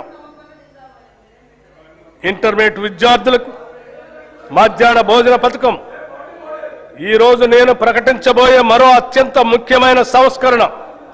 ప్రభుత్వ జూనియర్ కళాశాలల్లో ఇంటర్మీడియట్ అభ్యసిస్తున్న మన విద్యార్థులకు కూడా ఇకపై నూతనంగా మధ్యాహ్న భోజన పథకాన్ని విస్తరిస్తున్నాం. విద్యార్థుల సంక్షేమం కోసం మనం తీసుకుంటున్న చర్యల్లో ఇది ఒక సరికొత్త అధ్యాయానికి నాంది. కౌమార దశ అనేది ఎంతో కీలకమైన దశ. ఈ వయసులో తీసుకునే పోషకాహారమే వారు నేర్చుకునే సామర్థ్యాన్ని మరియు దీర్ఘకాల ఆయుష్ను నిర్ణయిస్తుంది. అధ్యక్ష, ఈ రెండు పథకాలు ఈ రాష్ట్రంలో అద్భుతమైనటువంటి మానవీయ కోణంతో తీసుకున్నటువంటి గొప్ప నిర్ణయాలను చెప్పడానికి ఎటువంటి సందేహం లేదు. మా ప్రభుత్వం విద్యార్థులు మరియు వారి సాధికారిత పట్ల అత్యంత సిద్ధతతో ఉంది. దివ్యాంగ విద్యార్థుల శారీరక వైకల్యం వారి విద్యాభ్యాసానికి మరియు ప్రగతికి ఏమాత్రం అడ్డంకి కాకూడదనే ఉద్దేశంతో అటువంటి వారికి తగిన తోడ్పాటు అందించే లక్ష్యంతో ఇంటర్మీడియట్ విద్య చదువుతున్న దివ్యాంగ విద్యార్థులకి రెట్రో ఫిట్టెడ్ మోటరైజ్డ్ వాహనాల్ని పంపిణీ చేయాలని నిర్ణయించాం.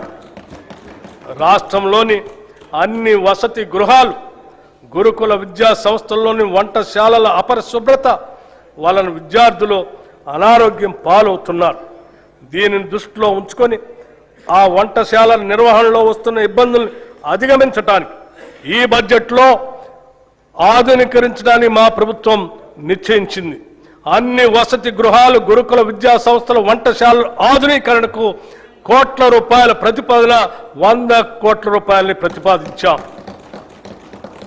రాష్ట్రంలో పాలమూరు శాతవాహన విశ్వవిద్యాలయ ఆధ్వర్యంలో ఇంజనీరింగ్ మరియు లా కాలేజీలు, తెలంగాణ విశ్వవిద్యాలయం ఆధ్వర్యంలో ఇంజనీరింగ్ కాలేజ్, మహాత్మా గాంధీ విశ్వవిద్యాలయం ఆధ్వర్యంలో లా మరియు ఫార్మసీ కాలేజీలు, Rajiv Gandhi university of knowledge technologies ఆధ్వర్యంలో మహబూబ్ నగర్ క్యాంపస్ను నూతనంగా మంజూరు చేశాం.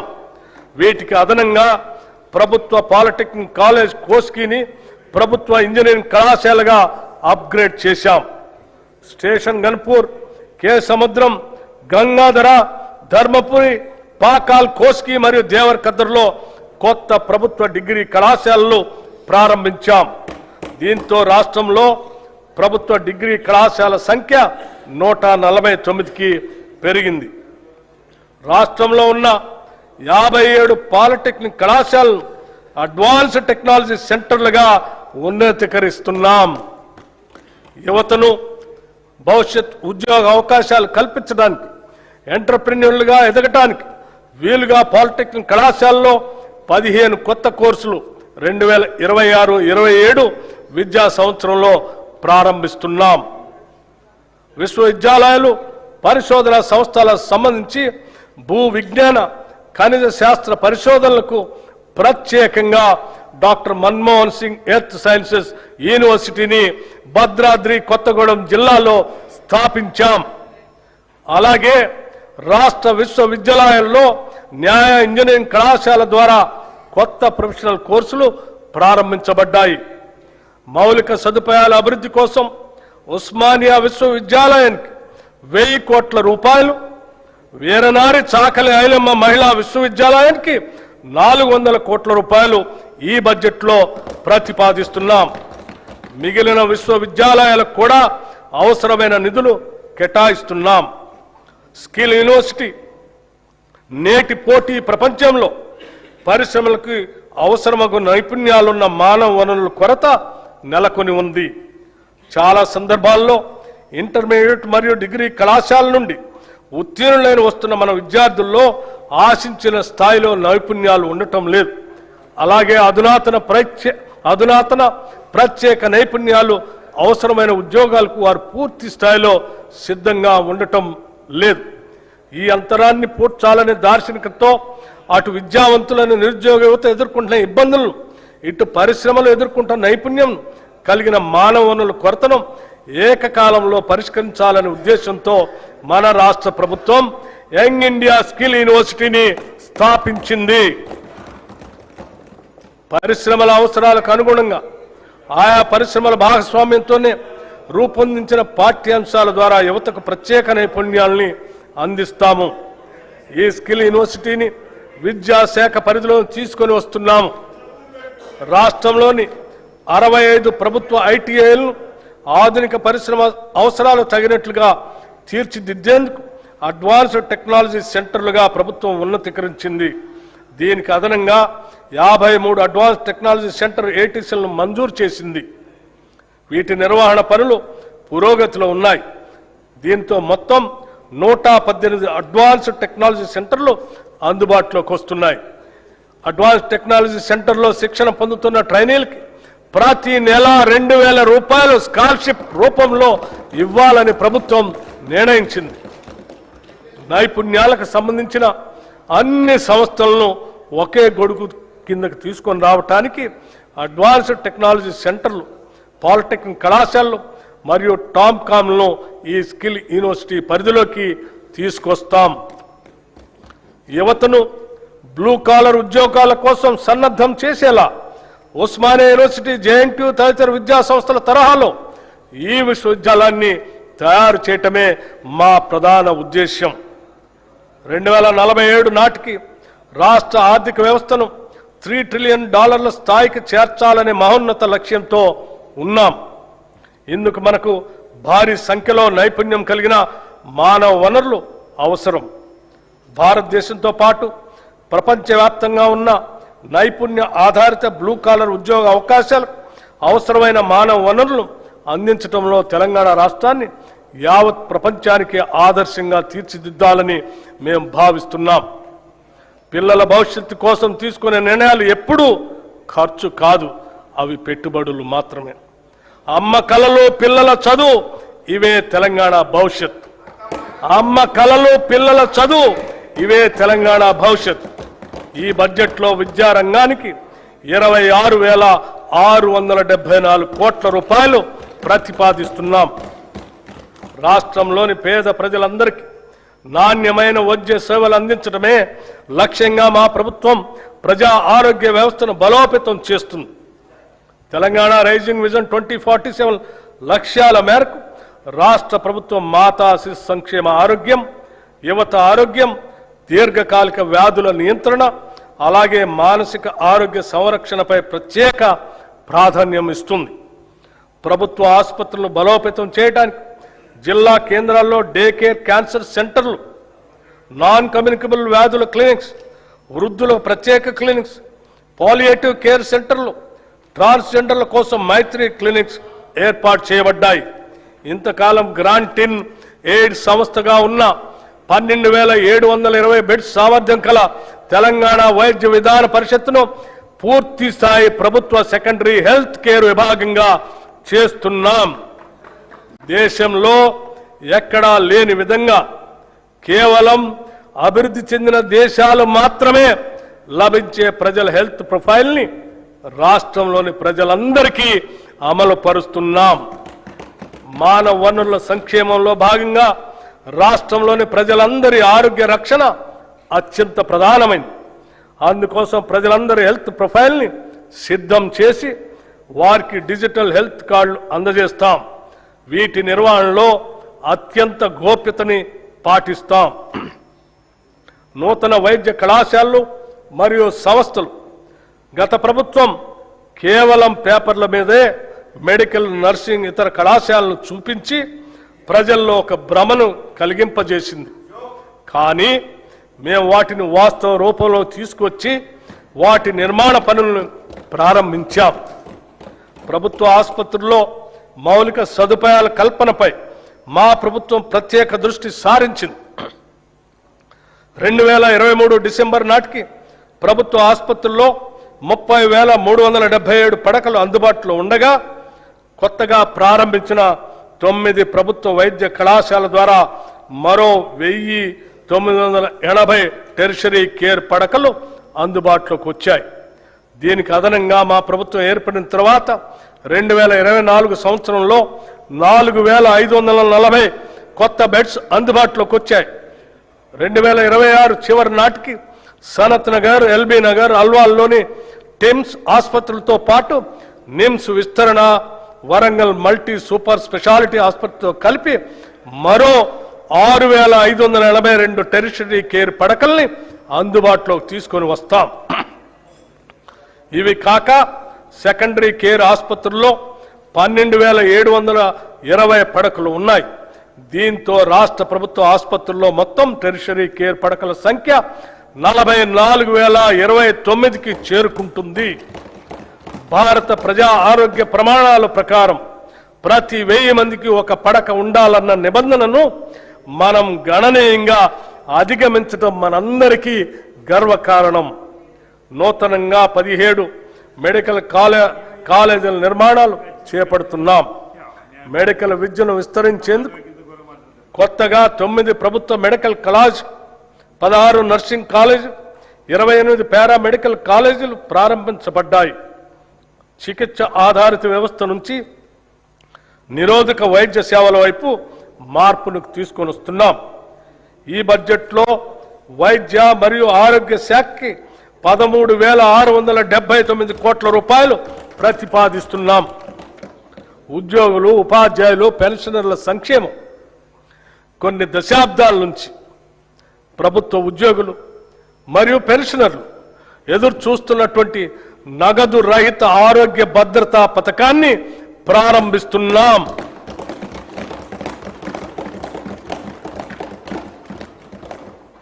ఈ పథకం ఉద్యోగస్తులు, పెన్షనర్లు, వారిపై ఆధారపడిన కుటుంబ సభ్యులు అందరికీ వర్తిస్తుంది. ఇది ప్రభుత్వ ఉద్యోగస్తులకి, పెన్షనర్లకి ఈ ప్రభుత్వం కల్పిస్తున్న భద్రత మరియు భరోసా. ఈ నగదు రహిత ఆరోగ్య భద్రత పథకాన్ని రాజీవ్ ఆరోగ్యశ్రీ ట్రస్ట్ ద్వారా అమలు చేస్తాం.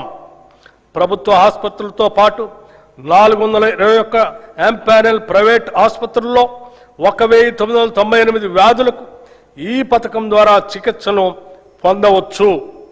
ప్రతి ఉద్యోగికి డిజిటల్ హెల్త్ కార్డు అందిస్తాం.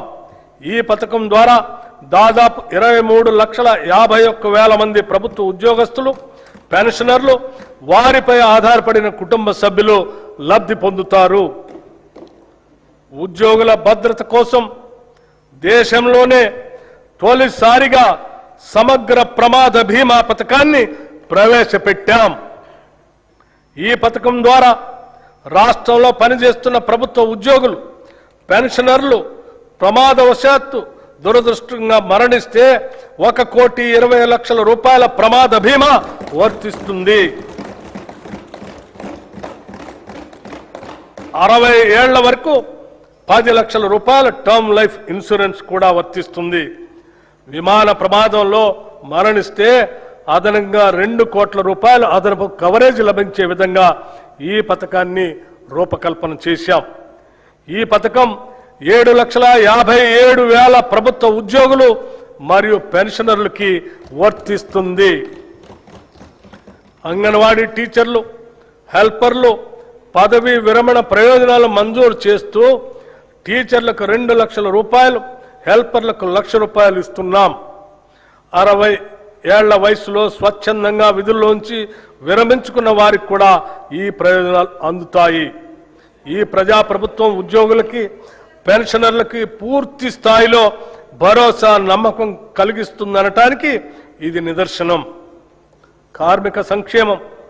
తెలంగాణ కార్మిక శక్తిని బలోపేతం చేయటం, కార్మిక సంక్షేమం, పారిశ్రామిక అనుకూలత, పని ప్రదేశంలో భద్రత కల్పించడం ద్వారా వారి అన్ని విధాల ప్రభుత్వం సహకరిస్తుంది. టీ-గేట్ డిజిటల్ ప్లాట్ఫామ్ నైపుణ్యాభివృద్ధి, కెరీర్ మార్గదర్శనం, ఉద్యోగ అనుసంధాన సేవలు అందిస్తుంది. భవన నిర్మాణ కార్మిక సంక్షేమ బోర్డుల్లో 1,03,000 మంది కార్మికులను నమోదు చేసి 55,594 మంది లబ్ధిదారులకి 276.78 కోట్ల రూపాయలు పంపిణీ చేశాం. సీఎం ఓవర్సీస్ ఎంప్లాయ్మెంట్ ప్రోగ్రాం రాష్ట్ర యువతకి సురక్షితమైన విదేశీ ఉపాధి అవకాశాలు కల్పించేందుకు వీలుగా ఏర్పాటు చేసిన Telangana overseas manpower company limited ద్వారా UAE, Germany, Japan, UK, Canada వంటి 16 దేశాల్లో సుమారు 13,930 మంది యువతకు ఉద్యోగ అవకాశాలు కల్పించింది. ఈ కార్యక్రమాన్ని మరింత సమర్థవంతంగా నిర్వహించేందుకు వీలుగా సీఎం ఓవర్సీస్ ఎంప్లాయ్మెంట్ ప్రోగ్రాంని ప్రారంభిస్తున్నాం. రాష్ట్ర యువతకి వివిధ రంగాల్లో తగిన నైపుణ్య శిక్షణను మరియు వారికి ఉపాధి లభించిన ఆయా దేశాలకు సంబంధించిన భాషా జ్ఞానంలో శిక్షణ ఇప్పించడం, వారికి వీసా మార్గదర్శకత మరియు విదేశ ప్రయాణానికి కావలసిన రక్షణను ఇచ్చి విదేశాలలో ఆరోగ్య సేవలు, హాస్పిటాలిటీ, నిర్మాణ పనులు, లాజిస్టిక్స్ వంటి రంగాలలో ఉద్యోగ అవకాశాలు కల్పించడం ఈ సంస్థ ఉద్దేశ్యం. ఈ బడ్జెట్లో కార్మిక సంక్షేమ శాఖకు 998 కోట్ల రూపాయలు ప్రతిపాదిస్తున్నాం. మహిళా శిశు సంక్షేమం ఒక దేశం యొక్క పురోగతి అక్కడ మహిళల స్థితి ద్వారా కొలవబడుతుంది అని మహాత్మా గాంధీ గారు చెప్పినట్టు 3 నుండి 6 సంవత్సరాల వయసు గల చిన్నారుల ఉజ్వల భవిష్యత్తు కోసం రాష్ట్ర వ్యాప్తంగా ఉన్న 35,781 అంగన్వాడీ కేంద్రాల ద్వారా ఆధారశిల పాఠ్యాంశాల ద్వారా సుమారు 4 లక్షల మంది చిన్నారులకి అత్యుత్తమ ప్రీ ప్రైమరీ విద్యను ఉచితంగా అందించడంతో పాటు 2 జతల యూనిఫామ్లు అందిస్తున్నాం. బాల భరోసా పథకం ద్వారా అప్పుడే పుట్టిన బిడ్డ నుంచి 5 ఏళ్ల లోపు వయసున్న చిన్నారులలో పుట్టుకతో వచ్చే శారీరక మానసిక వైకల్యాలను లేదా ఎదుగుదలలో ఉండే లోపాలను తొలి దశలోనే గుర్తించడం ద్వారా వారికి అవసరమైన వైద్య చికిత్సలు అందించి భవిష్యత్తులో అవి శాశ్వత వైకల్యాలుగా మారకుండా నివారించి వారి తల్లిదండ్రులకి కొన్నంత భరోసాని ఇస్తుంది. దివ్యాంగుల మధ్య జరిగే వివాహాన్ని ప్రోత్సహిస్తూ తమ వైవాహిక జీవితాన్ని సంతోషంగా ప్రారంభించేందుకు వీలుగా 2 లక్షల నగదును మన ప్రభుత్వం కానుకగా అందిస్తుంది. స్టేట్ న్యూట్రిషన్ మిషన్ ద్వారా మన పట్టణాల్లోని పేదలకు అదనపు పౌష్టికాహారాన్ని అందించే లక్ష్యంతో ఈ ఏడాది కొత్తగా 274 మొబైల్ అంగన్వాడీ కేంద్రాలను ఏర్పాటు చేయబోతున్నాం. పాలనా పథకం ద్వారా పనిచేసే మహిళల పిల్లల కోసం రాష్ట్ర వ్యాప్తంగా 500 అంగన్వాడీ కమ్ క్రష్ సెంటర్లు ప్రారంభిస్తున్నాం. ఈ కేంద్రాల ద్వారా పిల్లలకు పౌష్టికాహారంతో పాటు డే కేర్ సేవలు అందించి వారిని జాగ్రత్తగా చూసుకోవటం జరుగుతుంది. రాష్ట్రంలోనే మొట్టమొదటిసారిగా వృద్ధుల సంక్షేమం కోసం 37 ప్రణామ్ డే కేర్ సెంటర్ని మంజూరు చేశాం. ఈ బడ్జెట్లో మహిళా శిశు సంక్షేమానికి 3,143 కోట్ల రూపాయలు ప్రతిపాదిస్తున్నాం.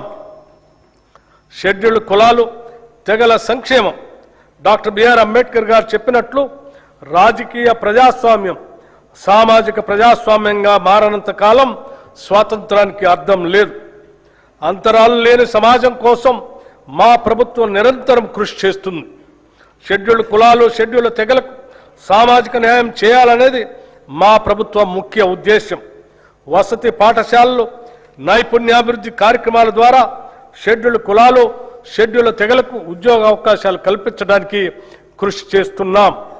368 కోట్ల 27 లక్షల రూపాయల అంచనా వ్యయంతో 910 ఎస్సీ కమ్యూనిటీ హాళ్లు, అంబేద్కర్ భవనాలు, విగ్రహాలు మంజూరు చేశాం. ఎస్సీ ఎస్టీ సప్లాన్ చట్టం అమలును సంపూర్ణంగా అమలు చేయడానికి మా ప్రభుత్వం కృతనిశ్చయంతో ఉంది. మా ప్రభుత్వం ఏర్పడిన నాటికి 2023-24 ఆర్థిక సంవత్సరం నాటికి సప్లాన్ చట్ట ప్రకారం ఖర్చు చేయాల్సిన నిధుల్లో ఎస్సీలకు చెందిన 13,617 కోట్లు, ఎస్టీలకు చెందిన 1,317 కోట్లు, మొత్తం 14,934 కోట్లు ఖర్చు కాకుండా ఉంది. మా ప్రభుత్వం గత ఆర్థిక సంవత్సరంలో చేసిన కేటాయింపులతో పాటు ఈ బకాయిలను కూడా అదనంగా కేటాయించడం జరిగింది. 2024-25 ఆర్థిక సంవత్సరానికి ఈ క్యారీ ఫార్వర్డ్ చేయవలసిన నిధులు ఎస్సీలకు 7,757 కోట్లు మరియు ఎస్టీలకి 1,754 కోట్లు ఖర్చు చేయవలసి ఉంది. వాటిని మేము 2026-27 ఆర్థిక సంవత్సరంలో కేటాయించాల్సిన మొత్తానికి అదనంగా 2024-25 ఆర్థిక సంవత్సరానికి చెందిన బకాయిలు కూడా కేటాయిస్తున్నాం. హైదరాబాద్ లోయర్ ట్యాంక్ బండ్ వద్ద కొత్తగా డాక్టర్ బిఆర్ అంబేద్కర్ నాలెడ్జ్ టవర్ని నిర్మిస్తున్నాం. అదేవిధంగా నింబోలి అడ్డా కాచిగూడలో బాబు జగజీవన్ రామ్ పేరుతో నూతన వసతి గృహాన్ని నిర్మిస్తాం. గిరిజనాభివృద్ధి సమాజ అభివృద్ధి అంటే కేవలం పట్టణాభివృద్ధి కాదు. అడవుల్లో నివసించే గిరిజనులు కూడా సమానంగా అభివృద్ధి చెందాలి. గిరిజన అభివృద్ధి కోసం మా ప్రభుత్వం కట్టుబడి ఉంది. ములుగు జిల్లాలో Sammakka Saralamma central tribal university స్థాపన, వివిధ గిరిజన వర్గాల అభ్యున్నతి కోసం 3 ప్రత్యేక కార్పొరేషన్ల ఏర్పాటు, జీసీసీ గిరి బ్రాండ్ ఉత్పత్తుల ప్రోత్సాహం, గిరిజన గ్రామాల్లో ఆదివాసీ సేవా కేంద్రాల ఏర్పాటుకు ప్రణాళికలు సిద్ధం చేస్తున్నాం. గిరిజనులు సేకరించే అటవీ ఉత్పత్తులకు న్యాయమైన ధరలను కల్పించడం ద్వారా తెలంగాణ గిరిజన సహకార సంస్థ వారి జీవనోపాధి అవకాశాలని మెరుగుపరుస్తుంది. ఈ బడ్జెట్లో షెడ్యూల్డ్ కులాల సంక్షేమానికి 11,784 కోట్ల రూపాయలు, షెడ్యూల్ తెగల సంక్షేమానికి 7,937 కోట్ల రూపాయలు ప్రతిపాదిస్తున్నాం. వెనుకబడిన తరగతుల సంక్షేమం రాష్ట్ర జనాభాలో సుమారు 50% వెనుకబడిన తరగతుల వారు బీసీలు ఉన్నారు. రాష్ట్ర అభివృద్ధిలో వారి కీలక పాత్రను గుర్తించిన ప్రభుత్వం విద్య, నైపుణ్యాభివృద్ధి, పారిశ్రామిక సాధికారిత, గ్లోబల్ అవకాశాలు, సాంప్రదాయ వృత్తుల రక్షణకు గౌరవం కల్పిస్తూ భద్రతతో కూడిన జీవనాన్ని అందిస్తుంది. ఈ బడ్జెట్లో వెనుకబడిన తరగతుల సంక్షేమానికి 12,511 కోట్ల రూపాయల్ని ప్రతిపాదిస్తున్నాం.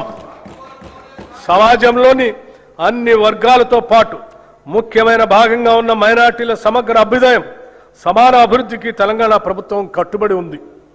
మైనార్టీ మహిళల ఆర్థిక స్వావలంబన అనేది మరొక ప్రధానమైన అంశం. పేద మైనార్టీ మహిళలకు జీవనోపాధిని కల్పించి వారు ఆర్థిక స్వాతంత్రాన్ని సాధించడానికి వీలు కల్పించేందుకు గాను 10,000 కుట్టు మిషన్ల ప్రభుత్వం పంపిణీ చేసింది. అంతేకాకుండా మైనార్టీ యువతకు సాధికారత కల్పించి ఉపాధి సామర్థ్యాన్ని మెరుగుపరచడానికి ఉత్తమ ఉపాధి అవకాశాలు పెంపొందించుకు వీలుగా 4,655 మంది మైనార్టీ యువతకు నైపుణ్యాభివృద్ధి శిక్షణను అందించడమైనది. ఈ బడ్జెట్లో మైనార్టీ సంక్షేమానికి 3,769 కోట్ల రూపాయలు ప్రతిపాదిస్తున్నాం. రాజీవ్ యువ వికాసం SC, ST, BC, minority, OC వర్గాలకు చెందిన యువతను ఆర్థిక సహాయం అందించే లక్ష్యంతో తెలంగాణ ప్రభుత్వం రాజీవ్ యువ వికాస పథకం అనే ప్రతిష్టాత్మక కార్యక్రమాన్ని ప్రవేశపెట్టింది. వారిలో ఆర్థిక స్వయం సమృద్ధిని, వ్యవస్థాపక సామర్థ్యాలను పెంపొందించడానికి సంబంధిత కార్పొరేషన్ల ద్వారా ఈ పథకం అమలు చేయబడుతుంది. ఈ పథకం అమలుకు 6,000 కోట్ల రూపాయలు ఈ బడ్జెట్లో ప్రతిపాదించాం. గృహ నిర్మాణ శాఖ ప్రతి కుటుంబానికి సొంత ఇల్లు ఉండటం వారి ఆత్మ గౌరవానికి చిహ్నం. దీనిని గుర్తించి ప్రభుత్వం ఇందిరమ్మ ఇళ్ళు అనే పవిత్రమైన ఒక బృహత్తర కార్యక్రమాన్ని ప్రారంభించింది. దీనికోసం పేద కుటుంబాలకు వారి సొంత స్థలాల్లో ఇళ్ల నిర్మాణం కోసం లబ్ధిదారులకి ఒక్కొక్క ఇంటికి 5 లక్షల రూపాయలు ఆర్థిక సహాయం అందిస్తున్నాము. ఈ పథకం కింద ప్రభుత్వం 4,50,000 ఇళ్లను మంజూరు చేసింది. ప్రతి అసెంబ్లీ నియోజకవర్గంలో అర్హత కలిగిన అన్ని వర్గాల వారికి ఈ ఇళ్లు కేటాయించబడతాయి. గిరిజన జనాభా ఉన్న ప్రాంతాలకు ప్రత్యేక ప్రాధాన్యత ఇస్తూ ప్రతి నియోజకవర్గానికి అదనంగా 1000 ఇళ్లు కేటాయించాం. ఈ పథకానికి 22,500 కోట్లు ఖర్చు అవుతుంది. ఇప్పటి వరకు 5,073,84,00,000 ఖర్చు చేశాం.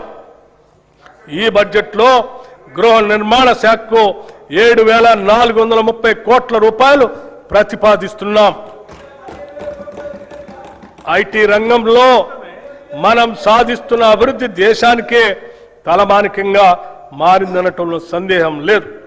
రాష్ట్రంలో 1500 కంటే ఎక్కువ ఐటీఈఎస్ కంపెనీలు ఉన్నాయి.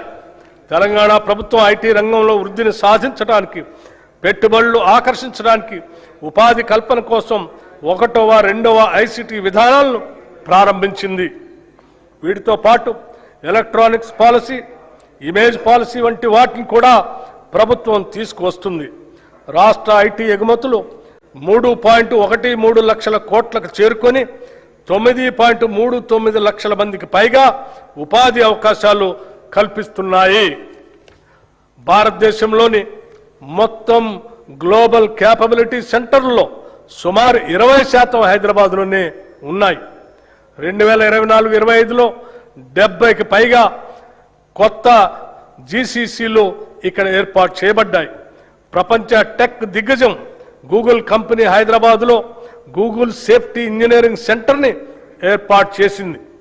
హైదరాబాద్ పశ్చిమ ప్రాంతానికే పరిమితం కాకుండా నగరం చుట్టూ ఐటీని విస్తరించడానికి గ్రిడ్ విధానాన్ని ప్రభుత్వం ప్రోత్సహిస్తుంది.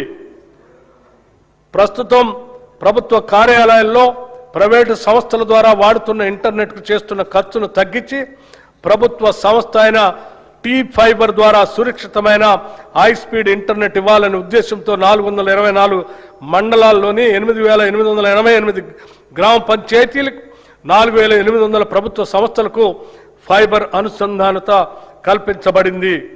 ఈ సంవత్సరాంతానికి 50,000 ప్రభుత్వ సంస్థలకు ఈ సౌకర్యం కల్పించాలని లక్ష్యంగా పెట్టుకున్నాం. ఈ బడ్జెట్లో ఐటీ శాఖకు 875 కోట్ల రూపాయలు ప్రతిపాదిస్తున్నాం. పరిశ్రమల రంగం రాష్ట్ర జీఎస్డిపిలో పరిశ్రమ రంగం వాటా 3,04,217 కోట్ల రూపాయలు. తెలంగాణ రాష్ట్రం పరిశ్రమలకు ఇస్తున్న ప్రాధాన్యతను గుర్తించి ప్రపంచంలోనే వివిధ కంపెనీలు పేరొందిన సంస్థలు తెలంగాణలో పెట్టుబడులు పెట్టడానికి తరలి వచ్చాయి. వివిధ పరిశ్రమలతో రాష్ట్ర ప్రభుత్వం చేసుకున్న ఎంఓయూలు అమలు పర్యవేక్షణకు ప్రభుత్వం ప్రత్యేకంగా స్పీడ్ విభాగాన్ని ఏర్పాటు చేసి దాని రాష్ట్ర ప్రధాన కార్యదర్శి ఆధ్వర్యంలో నిర్వహిస్తుంది. Raising and accelerating MSME performance ద్వారా రాష్ట్రంలో 140 మహిళా సంఘాల ఆధ్వర్యంలోని వ్యాపారాలను వేగవంతం చేయడానికి ప్రత్యేక కార్యక్రమం చేపట్టింది. 33 జిల్లాల్లో మారుమూలన ఉన్న మహిళలను కూడా చేరుకునేటట్లుగా ప్రీ ఇంక్యుబేషన్ కార్యక్రమం చేపట్టాం. దివ్యాంగులు, ట్రాన్స్జెండర్లు, మైనారిటీలు, ఆదివాసీలు వంటి వర్గాలకు చెందిన మహిళా వ్యాపారులకు ప్రత్యేకంగా ఇంక్యుబేషన్ గ్రౌండ్ స్థాయి ఎంఎస్ఎంఈలకు ప్రాధాన్యత ఇస్తున్నాం. తెలంగాణ పశ్చిమ ప్రాంతం, ముఖ్యంగా కొడంగల్ పరిసర ప్రాంతంలో రాబోయే సంవత్సరాల్లో ప్రధాన పారిశ్రామిక కేంద్రంగా అభివృద్ధి చెందనుంది. ఈ నేపథ్యంలో రాబోయే రేడియల్ రోడ్ 2 సమీపంలో భారీ పారిశ్రామిక పార్కుల కోసం ప్రభుత్వం భూములను సమీకరించేందుకు ప్రణాళికలు రూపొందించింది. దీనితో పాటు కొడంగల్ మల్టీపర్పస్ ఇండస్ట్రియల్ పార్క్ను కూడా అభివృద్ధి చేస్తాం. కేంద్ర ప్రభుత్వం సహకారంతో జహీరాబాద్ ఇండస్ట్రియల్ స్మార్ట్ సిటీ ప్రాజెక్టును అభివృద్ధి చేస్తున్నాం. ఇది 3,245 ఎకరాల విస్తీర్ణంలో జాతీయ పారిశ్రామిక కారిడార్ అభివృద్ధి కార్యక్రమంలో భాగంగా అమలవుతుంది. మన రాష్ట్రం నుంచి సరుకు ఎగుమతులు 1,61,843 కోట్ల రూపాయలకు చేరి దేశంలో 7వ స్థానంలో ఉంది. ఇందులో ముఖ్యంగా ఏరోస్పేస్ మరియు డిఫెన్స్ రంగాలు కీలక పాత్ర పోషిస్తూ మొత్తం ఎగుమతుల్లో దాదాపు 30% వాటాను కలిగి ఉన్నాయి. ఇంకా ఈజ్ ఆఫ్ డూయింగ్ బిజినెస్ విషయంలో తెలంగాణను కేంద్ర ప్రభుత్వం టాప్ అచీవర్గా గుర్తించడం గర్వకారణం. ఇటీవల హైదరాబాద్లో నిర్వహించిన 23వ బయో ఏషియా అంతర్జాతీయ సదస్సుకు విశేష స్పందన లభించింది. ఈ సదస్సులో 1,700 కోట్ల రూపాయల పెట్టుబడులు పెట్టడానికి పెట్టుబడిదారులు ఆసక్తి వ్యక్తపరిచారు.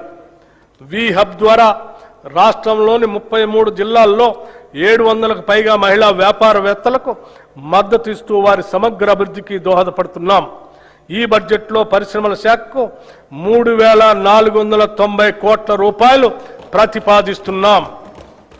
మన తెలంగాణ రాష్ట్రంలో హ్యాండ్లూమ్ మరియు పవర్లూమ్ రంగాలు దేశంలోనే ప్రత్యేక స్థానాన్ని సంపాదించాయి. పోచంపల్లి, ఇక్కత్, గద్వాల్, నారాయణపేట్, సిద్దిపేట్, గొల్లభామ చీరలు, వరంగల్ దుప్పట్లు, హ్యాండ్లూమ్ ఉత్పత్తులు మన సంస్కృతి సంప్రదాయ వైభవాన్ని ప్రతిబింబిస్తున్నాయి. కార్యక్రమం ద్వారా కోటి మహిళలకు కోటి చీరలకు ఉచితంగా చీరల పంపిణీ చేస్తున్నాం. 1,70,000 ఇప్పటికే చీరలు అందజేశాం.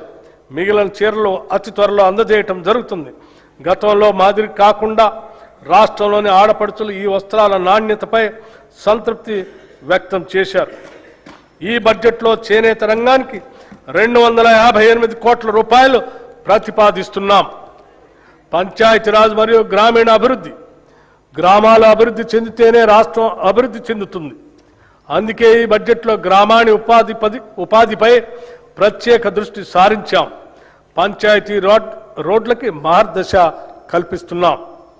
2025 డిసెంబర్లో 12,702 గ్రామ పంచాయతీలకు ఎన్నికలను ప్రశాంతంగా నిర్వహించాం.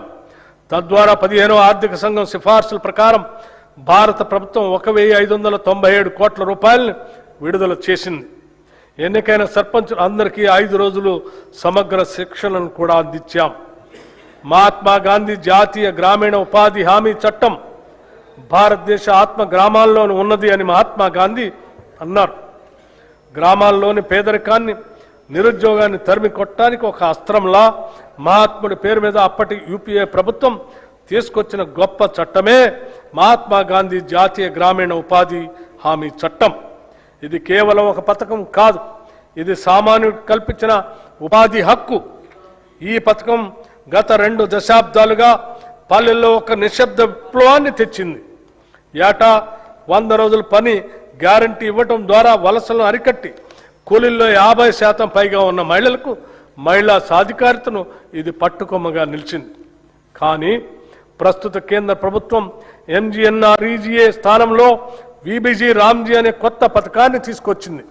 మన తెలంగాణ శాసనసభ ఈ కొత్త చట్టాన్ని ఏకగ్రీవంగా వ్యతిరేకించింది. పాత చట్టం ద్వారా కేంద్రం 90% నిధులు ఇస్తే ఈ చట్టం ద్వారా కేంద్రం 60% నిధులు మాత్రమే ఇస్తుంది. మిగతా 40% నిధులు రాష్ట్రం భరించాలని నిబంధన పెట్టింది. ఇది మళ్లీ వలసలను ప్రోత్సహించే కార్యక్రమం. తెలంగాణలో 90% మంది లబ్ధిదారులు SC, ST, BC వర్గాల వారే. బడ్జెట్ పరిమితుల వల్ల వీరి జీవనోపాధికి పెను ప్రమాదం పొంచి ఉంది. హ్యామ్ రోడ్లు, రాష్ట్రంలోని పంచాయతీరాజ్ ఇంజనీరింగ్ డిపార్ట్మెంట్ ఎంపిక చేసిన రహదారులను హైబ్రిడ్ యాన్యుటీ మోడ్ విధానంలో నిర్మాణం, అభివృద్ధి, నిర్వహణ చేసేందుకు ప్రతిపాదనలు సిద్ధమయ్యాయి. మొదటి దశ కింద 96 నియోజకవర్గాల పరిధిలో 7,450 కిలోమీటర్ల గ్రామీణ రోడ్ల నిర్మాణం చేపట్టడం జరుగుతుంది. ఈ విధానం ప్రకారం 40% వ్యయాన్ని రాష్ట్ర ప్రభుత్వం భరించగా మిగిలిన 60% రాయితీదారు పెట్టుబడి పెడతారు. ఈ 60% రాష్ట్ర ప్రభుత్వం 15 సంవత్సరాల కాల పరిమితి 30 యాన్యుటీల్లో తిరిగి చెల్లిస్తుంది. ఈ రోడ్ల నిర్వహణ బాధ్యత పెట్టుబడిదారుడికే ఉంటుంది. ఈ ఆర్థిక సంవత్సరంలో 2,980 కిలోమీటర్ల రహదారుల్ని నిర్మించాలని ప్రతిపాదించడమైనది. ప్రస్తుత ఆర్థిక సంవత్సరంలో నగదు చెల్లింపుకి 1,372 కోట్ల రూపాయలు అవసరం అవుతుంది. ఈ బడ్జెట్లో పంచాయతీరాజ్ గ్రామీణ అభివృద్ధికి 33,688 కోట్ల రూపాయలు ప్రతిపాదిస్తున్నాము. సాగునీటి ప్రాజెక్టులు డిసెంబర్ 2023లో మా ప్రభుత్వం బాధ్యతలు చేపట్టి నుండి సాగునీటి ప్రాజెక్టులు పూర్తి చేయటం ప్రభుత్వ ప్రాధాన్యంలో ఒకటిగా ఉంది. కృష్ణా, గోదావరి జలాల్లో తెలంగాణకు దక్కాల్సిన న్యాయమైన వాటా కోసం గౌరవ సుప్రీంకోర్టు, ట్రిబ్యునల్, చట్టబద్ధమైన సంస్థలు, భారత ప్రభుత్వం వంటి ప్రతి వేదిక పైన మా ప్రభుత్వం సమర్థవంతంగా పోరాడింది. మా ప్రభుత్వానికి గతంలో పెండింగ్లో ఉన్న అనేక ప్రాజెక్టులు వారసత్వంగా వచ్చాయి.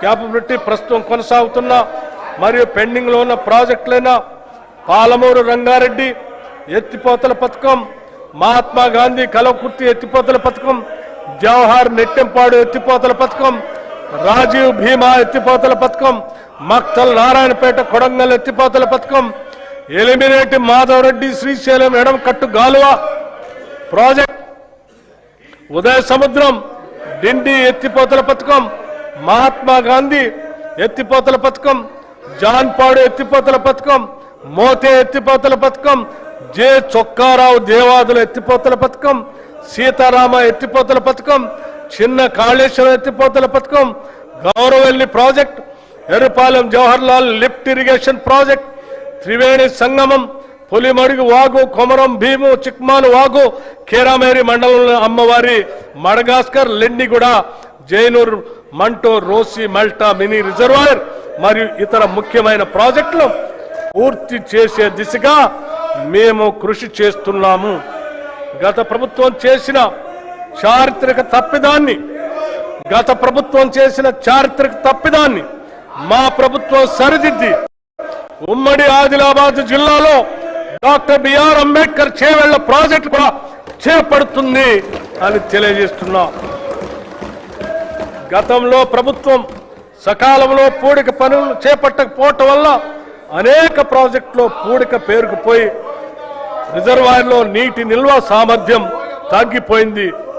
భారత ప్రభుత్వ జలశక్తి మంత్రిత్వ శాఖ వారి జాతీయ పూడికతీత మార్గదర్శకాల ప్రకారం ఇప్పటికే ఆదాయ ఉత్పత్తి విధానం ఆధారంగా పైలట్ ప్రాజెక్టుగా చేపట్టిన కడెం, లోయర్ మానేర్ డ్యాం మరియు మిడ్ మానేర్ డ్యాం ప్రాజెక్టులతో పాటుగా శ్రీరామ్ సాగర్ ప్రాజెక్ట్, ప్రియదర్శిని జూరాల ప్రాజెక్ట్, మూసీ నాగార్జున సాగర్ ప్రాజెక్టులో కోల్పోయిన నీటి సామర్థ్యాన్ని పునరుద్ధరించడానికి మేము పూడికతీత పనులను చేపడుతున్నాం.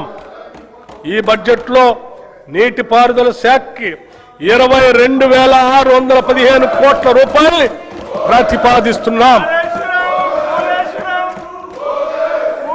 రవాణా శాఖ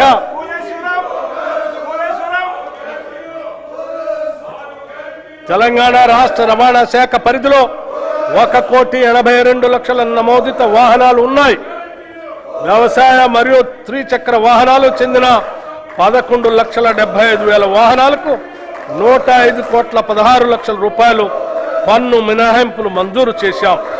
ఎలక్ట్రిక్ వాహన విధానం కింద 1,06,000 ఎలక్ట్రిక్ వాహనాలకు 856,98,00,000 పన్ను మినహాయింపులు ఇచ్చి పర్యావరణ పరిరక్షణకు తోడ్పడుతున్నాం. దీని ద్వారా ప్రభుత్వానికి రాబడి తగ్గిన పర్యావరణ పరిరక్షణ విషయంలో వెనకడుగు వేయటం లేదు. రాష్ట్ర వ్యాప్తంగా రోడ్డు భద్రతా చర్యలను మరింత కఠినతరం చేశాం. నేషనల్ ఇన్ఫర్మేటిక్స్ సెంటర్ అభివృద్ధి చేసిన డిజిటల్ సేవలు సారథి వాహనాలను తెలంగాణలో అమలు చేస్తున్నాం. వాహన సేవలను వచ్చే 6 నెలల్లో పూర్తిగా అందుబాటులో తీసుకొస్తాం. రాష్ట్రంలోని అన్ని R&B రోడ్లను హైబ్రిడ్ యాన్యుటీ మోడ్ విధానంలో అభివృద్ధి చేసేందుకు ప్రతిపాదనలు సిద్ధమయ్యాయి. హైదరాబాద్ చుట్టూ రీజనల్ రింగ్ రోడ్డు నిర్మాణంలో పాటు సమాంతరంగా రీజనల్ రింగ్ రైలు ఏర్పాటు చేయాలని నిర్ణయించాం. హైదరాబాద్ చుట్టూ రీజనల్ రింగ్ రోడ్డు నిర్మాణంతో పాటు సమాంతరంగా రీజనల్ రింగ్ రైలు ఏర్పాటు చేయాలని నిర్ణయించాం. నూతన విమానాశ్రయాల అభివృద్ధి, వరంగల్ విమానాశ్రయం కోసం భూసేకరణ పూర్తి చేసి నిర్మాణపు పనులు వేగవంతం చేస్తాం. ఆదిలాబాద్ విమానాశ్రయం మాస్టర్ ప్లాన్ తుది దశలో ఉంది. ఈ బడ్జెట్లో రవాణా రోడ్డు భవనాల శాఖకు 12,789 కోట్ల రూపాయలు ప్రతిపాదిస్తున్నాం.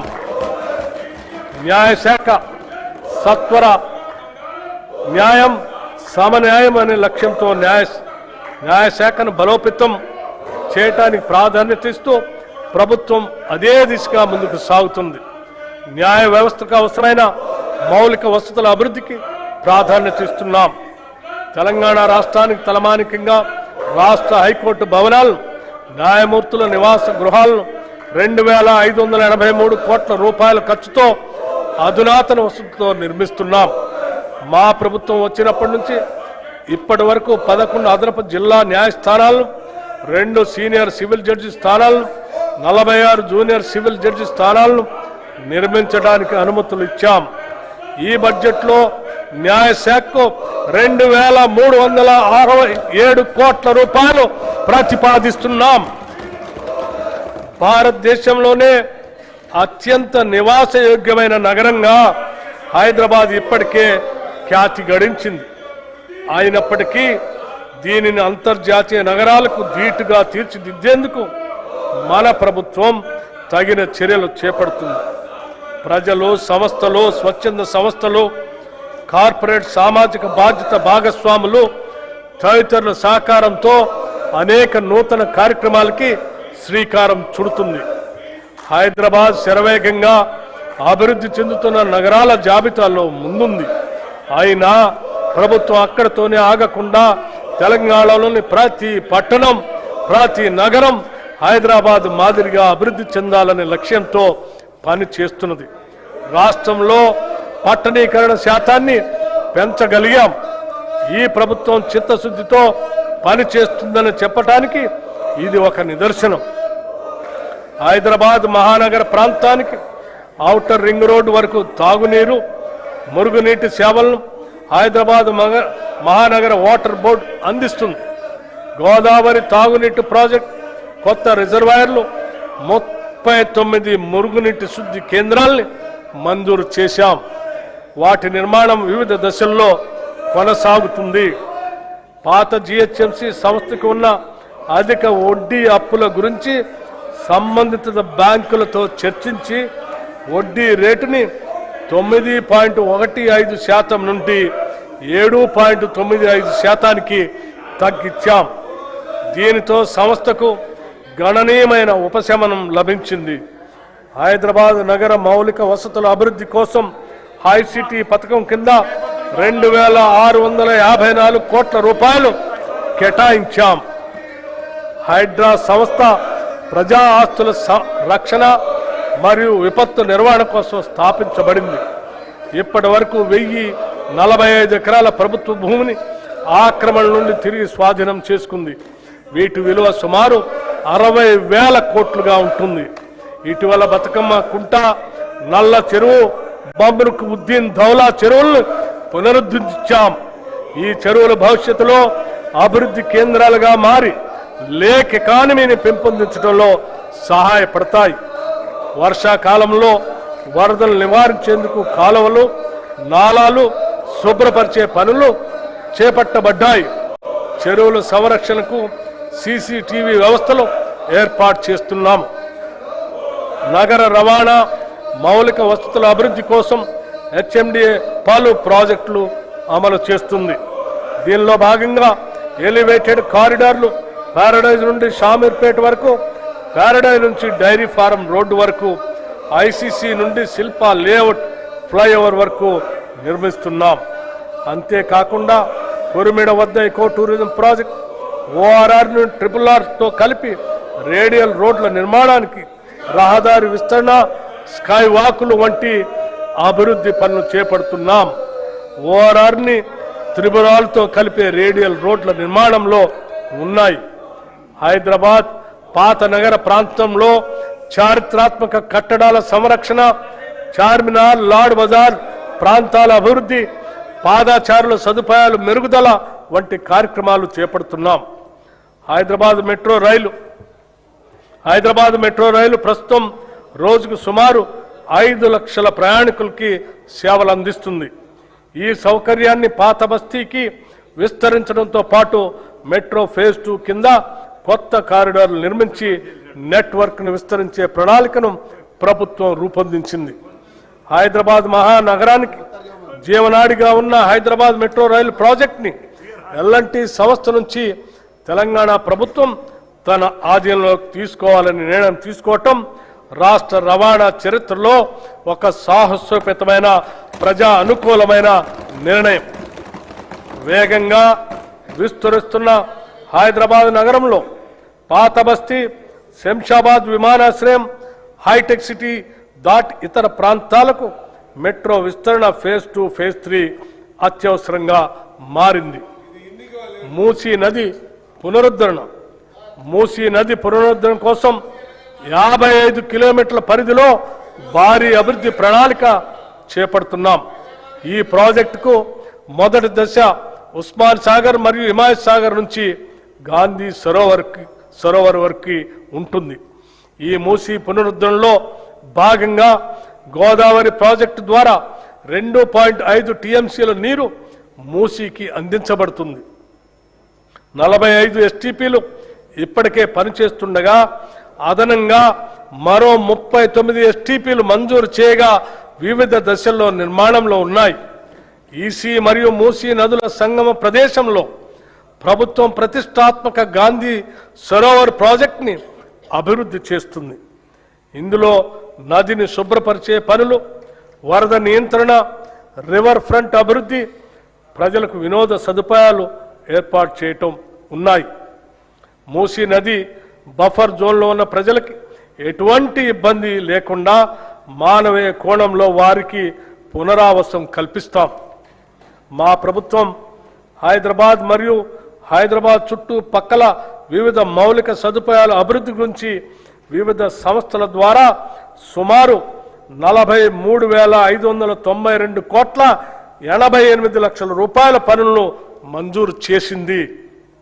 వాటిలో ఇప్పటికే 24,752 కోట్ల రూపాయల పనులు ప్రారంభమయ్యాయి. మిగిలిన త్వరలో చేపడతాం. ఈ బడ్జెట్లో పురపాలక మరియు పట్టణాభివృద్ధి శాఖకు 17,907 కోట్ల రూపాయలు ప్రతిపాదిస్తున్నాం. శాంతి భద్రతల పరిరక్షణ, రాష్ట్రంలో శాంతి భద్రతల పరిరక్షణ ప్రభుత్వం అత్యంత ప్రాధాన్యతనిస్తుంది. సంఘ వ్యతిరేక కార్యక్రమాలను నిలువరించడంలో పోలీసు శాఖ మంచి ఫలితాలు కనపరుస్తుంది. డ్రగ్స్ పై ఉక్కుబాతం మోపేందుకు, రాష్ట్రాన్ని మాదక ద్రవ్యాల ముప్పు నుంచి రక్షించేందుకు ప్రభుత్వం ఈగల్ అనే ప్రత్యేక దళాన్ని ఏర్పాటు చేసింది. మాదక ద్రవ్యాలు తయారు చేస్తున్న 15 రహస్య ఫ్యాక్టరీలు, ప్రయోగశాలను గుర్తించి నిర్మూలించింది. అంతర్రాష్ట్ర డ్రగ్ రవాణాను అరికట్టేందుకు ముఖ్య మార్గాల్లో జాయింట్ చెక్ పోస్టులు, సీసీటీవీ పర్యవేక్షణ ఏర్పాటు చేశాం. దర్యాప్తు సామర్థ్యాన్ని పెంచేందుకు ప్రత్యేక నార్కోటిక్ ఫోరెన్సిక్ ప్రయోగశాల కూడా స్థాపించాం. డ్రగ్స్ వినియోగాన్ని తగ్గించేందుకు రాష్ట్ర వ్యాప్తంగా డీ అడిక్షన్ కేంద్రాలు ఏర్పాటు చేయటమే కాకుండా విద్యా సంస్థల్లో 4,729 యాంటీ డ్రగ్ కమిటీలు, 20,989 ప్రహరీ క్లబ్స్ ఏర్పాటు చేసి యువతలో అవగాహన పెంపొందిస్తున్నాం. నక్సలిజం పునరావాసం, నక్సలిజాన్ని గత ప్రభుత్వం, ప్రస్తుత కేంద్ర ప్రభుత్వం కేవలం శాంతి భద్రతల సమస్యగానే పరిగణించి పోలీసు సైనిక బలగాలతో అణిచివేసే ప్రయత్నం చేశాయి. కానీ మా ప్రభుత్వం ఈ సమస్య మూలాలను విశ్లేషించి యువతకు సరైన జీవనోపాధి, సామాజిక గౌరవం, ఆర్థిక భరోసా కల్పిస్తే అడవుల్లోకి వెళ్లిన వారు ఆయుధాలు వీడి జనజీవన స్రవంతిలో కలుస్తారనే సామాజిక ఆర్థిక వాస్తవాన్ని గుర్తించి తెలంగాణ ప్రభుత్వం అనుసరించిన దార్శనిక విధానం దేశానికే ఒక ఆదర్శ నమూనాగా నిలిచింది. తెలంగాణ రాష్ట్రం ఏర్పడిన తర్వాత 2014-2023 వరకు 347 మంది మావోయిస్టులు లొంగిపోగా మా ప్రభుత్వం ఏర్పడిన 2023 డిసెంబర్ 7 నుండి 2026 మార్చి 8 వరకు 732 మంది వివిధ స్థాయి క్యాడర్ మావోయిస్టులు లొంగిపోయారు. నక్సలిజం పుట్టుకు కారణమైన ఫ్యూడలిస్టిక్ సామాజిక ఆర్థిక అసమానతలను రూపుమాపటం ద్వారానే నక్సలిజం ఉద్యమానికి ముగింపు పలకగలమని తెలంగాణ రాష్ట్రం నిరూపించింది. సమగ్ర సంక్షేమం, ఉపాధి ద్వారానే నిజమైన సామాజిక మార్పు సాధ్యం అని మన తెలంగాణ రాష్ట్రం దేశానికి మార్గదర్శనం చేసింది. ఈ బడ్జెట్లో హోంశాఖకు 11,907 కోట్ల రూపాయలు ప్రతిపాదిస్తున్నాము. ఆలయాల అభివృద్ధి, తెలంగాణ సాంస్కృతిక ఆధ్యాత్మిక వారసత్వాన్ని కాపాడేందుకు ప్రభుత్వం ప్రత్యేక చర్యలు తీసుకుంటుంది. రాష్ట్రంలో ఆధ్యాత్మిక పర్యాటక అభివృద్ధికి భక్తులకు మెరుగైన సౌకర్యాలు కల్పించేందుకు భద్రాచలం, కాళేశ్వరం, వేములవాడ, ధర్మపురి వంటి దేవాలయ అభివృద్ధి పైన ప్రత్యేక దృష్టి సారించి తగు నిధులను కూడా మంజూరు చేస్తున్నాం.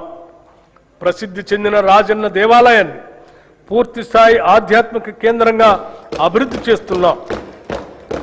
గోదావరి పుష్కరాలు 12 ఏళ్లకు ఒకసారి అత్యంత పవిత్రంగా జరుపుకునే గోదావరి పుష్కరాలు తెలంగాణ రాష్ట్రంలో 2027 జూన్ 26 నుండి జూలై 7 వరకు జరగనున్నాయి.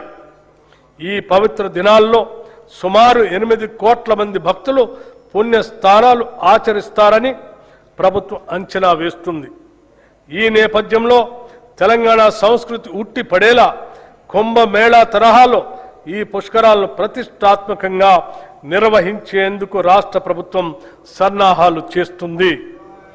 ఈ పుష్కరాల నిర్వహణ మరియు రోడ్ల విస్తరణ, కొత్త ఘాట్ల నిర్మాణం, దేవాలయాల అభివృద్ధి వంటి మౌలిక సదుపాయాల అభివృద్ధి ఏర్పాట్లను పర్యవేక్షించడానికి గౌరవ మంత్రివర్యులు శ్రీ డి శ్రీధర్ బాబు గారి నేతృత్వంలో ఒక ప్రత్యేక కేబినెట్ సబ్ కమిటీని ప్రభుత్వం ఏర్పాటు చేసింది.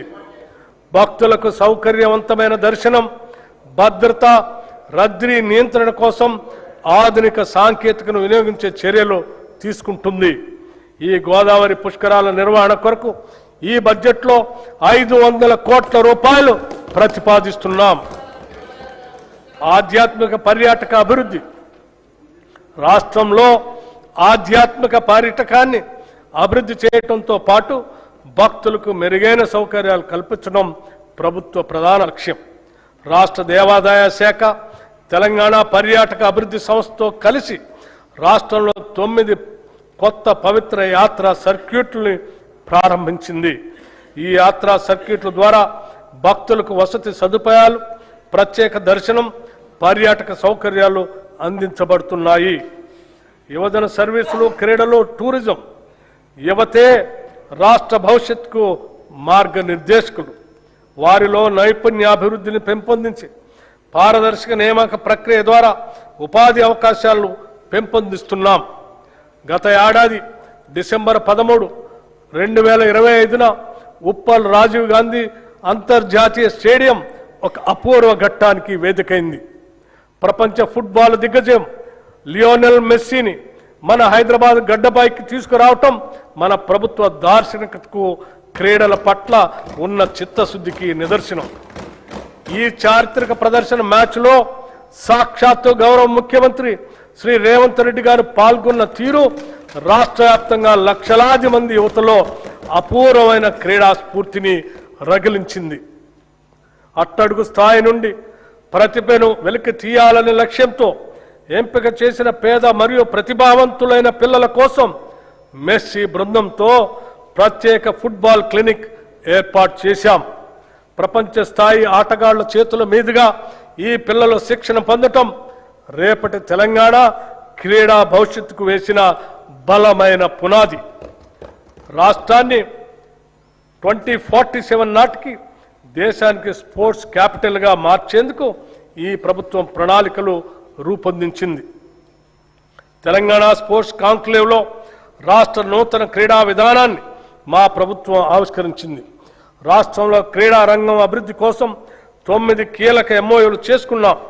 వివిధ క్రీడల్లో ప్రత్యేక శిక్షణతో పాటు క్రీడాకారులు మానసికంగా, శారీరకంగా దృఢంగా ఉండేందుకు వీలుగా చర్యలు చేపట్టాం.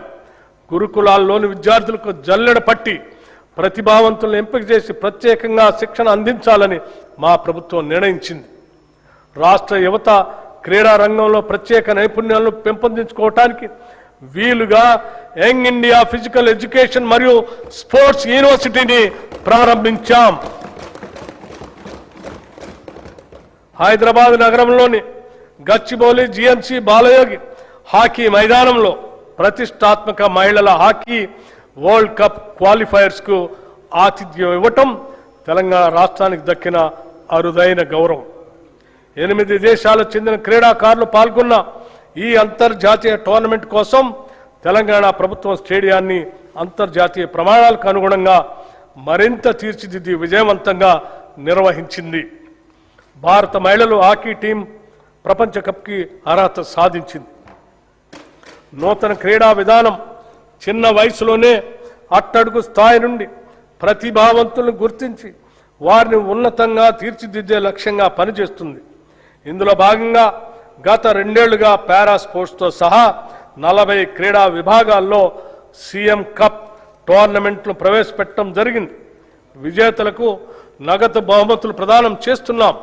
అలాగే విశేష ప్రతిభ కనబరిచిన పిల్లలను గుర్తించి వారికి ఉన్నత స్థాయి శిక్షణను అందిస్తున్నాం. టూరిజం పాలసీ తెలంగాణ రాష్ట్రంలో పర్యాటక రంగాన్ని సమగ్రంగా అభివృద్ధి చేయడానికి మా ప్రభుత్వం తెలంగాణ టూరిజం పాలసీ 2025-2030ను ప్రకటించి అమలు చేస్తుంది. ఈ పర్యాటక విధానం ద్వారా రాష్ట్రంలో పెట్టుబడులను ఆకర్షించడం, ఉపాధి అవకాశాలను విస్తరించడం మరియు స్థానిక కళలు, సంస్కృతి, సాంప్రదాయాలను ప్రపంచానికి పరిచయం చేయటం లక్ష్యంగా పెట్టుకున్నాం. ఈ విధానానికి ప్రైవేట్ రంగం నుండి విశేష స్పందన లభించింది. తద్వారా 25,000 కోట్ల రూపాయల పైగా పెట్టుబడులు ప్రతిపాదనల దశల్లో ఉన్నాయి. చరిత్రలో మొదటిసారిగా హైదరాబాద్లో మిస్ వరల్డ్ పోటీలు నిర్వహించడంతో ప్రపంచ దృష్టిని హైదరాబాద్ ఆకర్షించింది. ఈ బడ్జెట్లో పర్యాటక రంగానికి 1,224 కోట్ల రూపాయలు ప్రతిపాదిస్తున్నాం. గౌరవ అధ్యక్ష, బడ్జెట్ అంటే కేవలం సంఖ్యలు, అక్షరాలు మాత్రమే కాదు. మన జీవితం, మన భవిష్యత్తు. కలలు కనే యువతకు భవిష్యత్తుపై ఆశ కల్పించటం, ఆసరా కోసం చూసే బలహీనల్ని ఆదుకోవటం, నీడలేని వారికి నీడ కల్పించటం, పంట పొలాలకి నీళ్లు పారించటం, ఫల సహాయం పెంచటం, కష్టపడే వారికి పని కల్పించటం, ఇష్టపడేలా పాలన అందించటం. ఒక్క మాటలో చెప్పాలంటే నేను ప్రతిపాదిస్తున్న ఈ బడ్జెట్ తెలంగాణ ప్రజల ఆశా దీపం.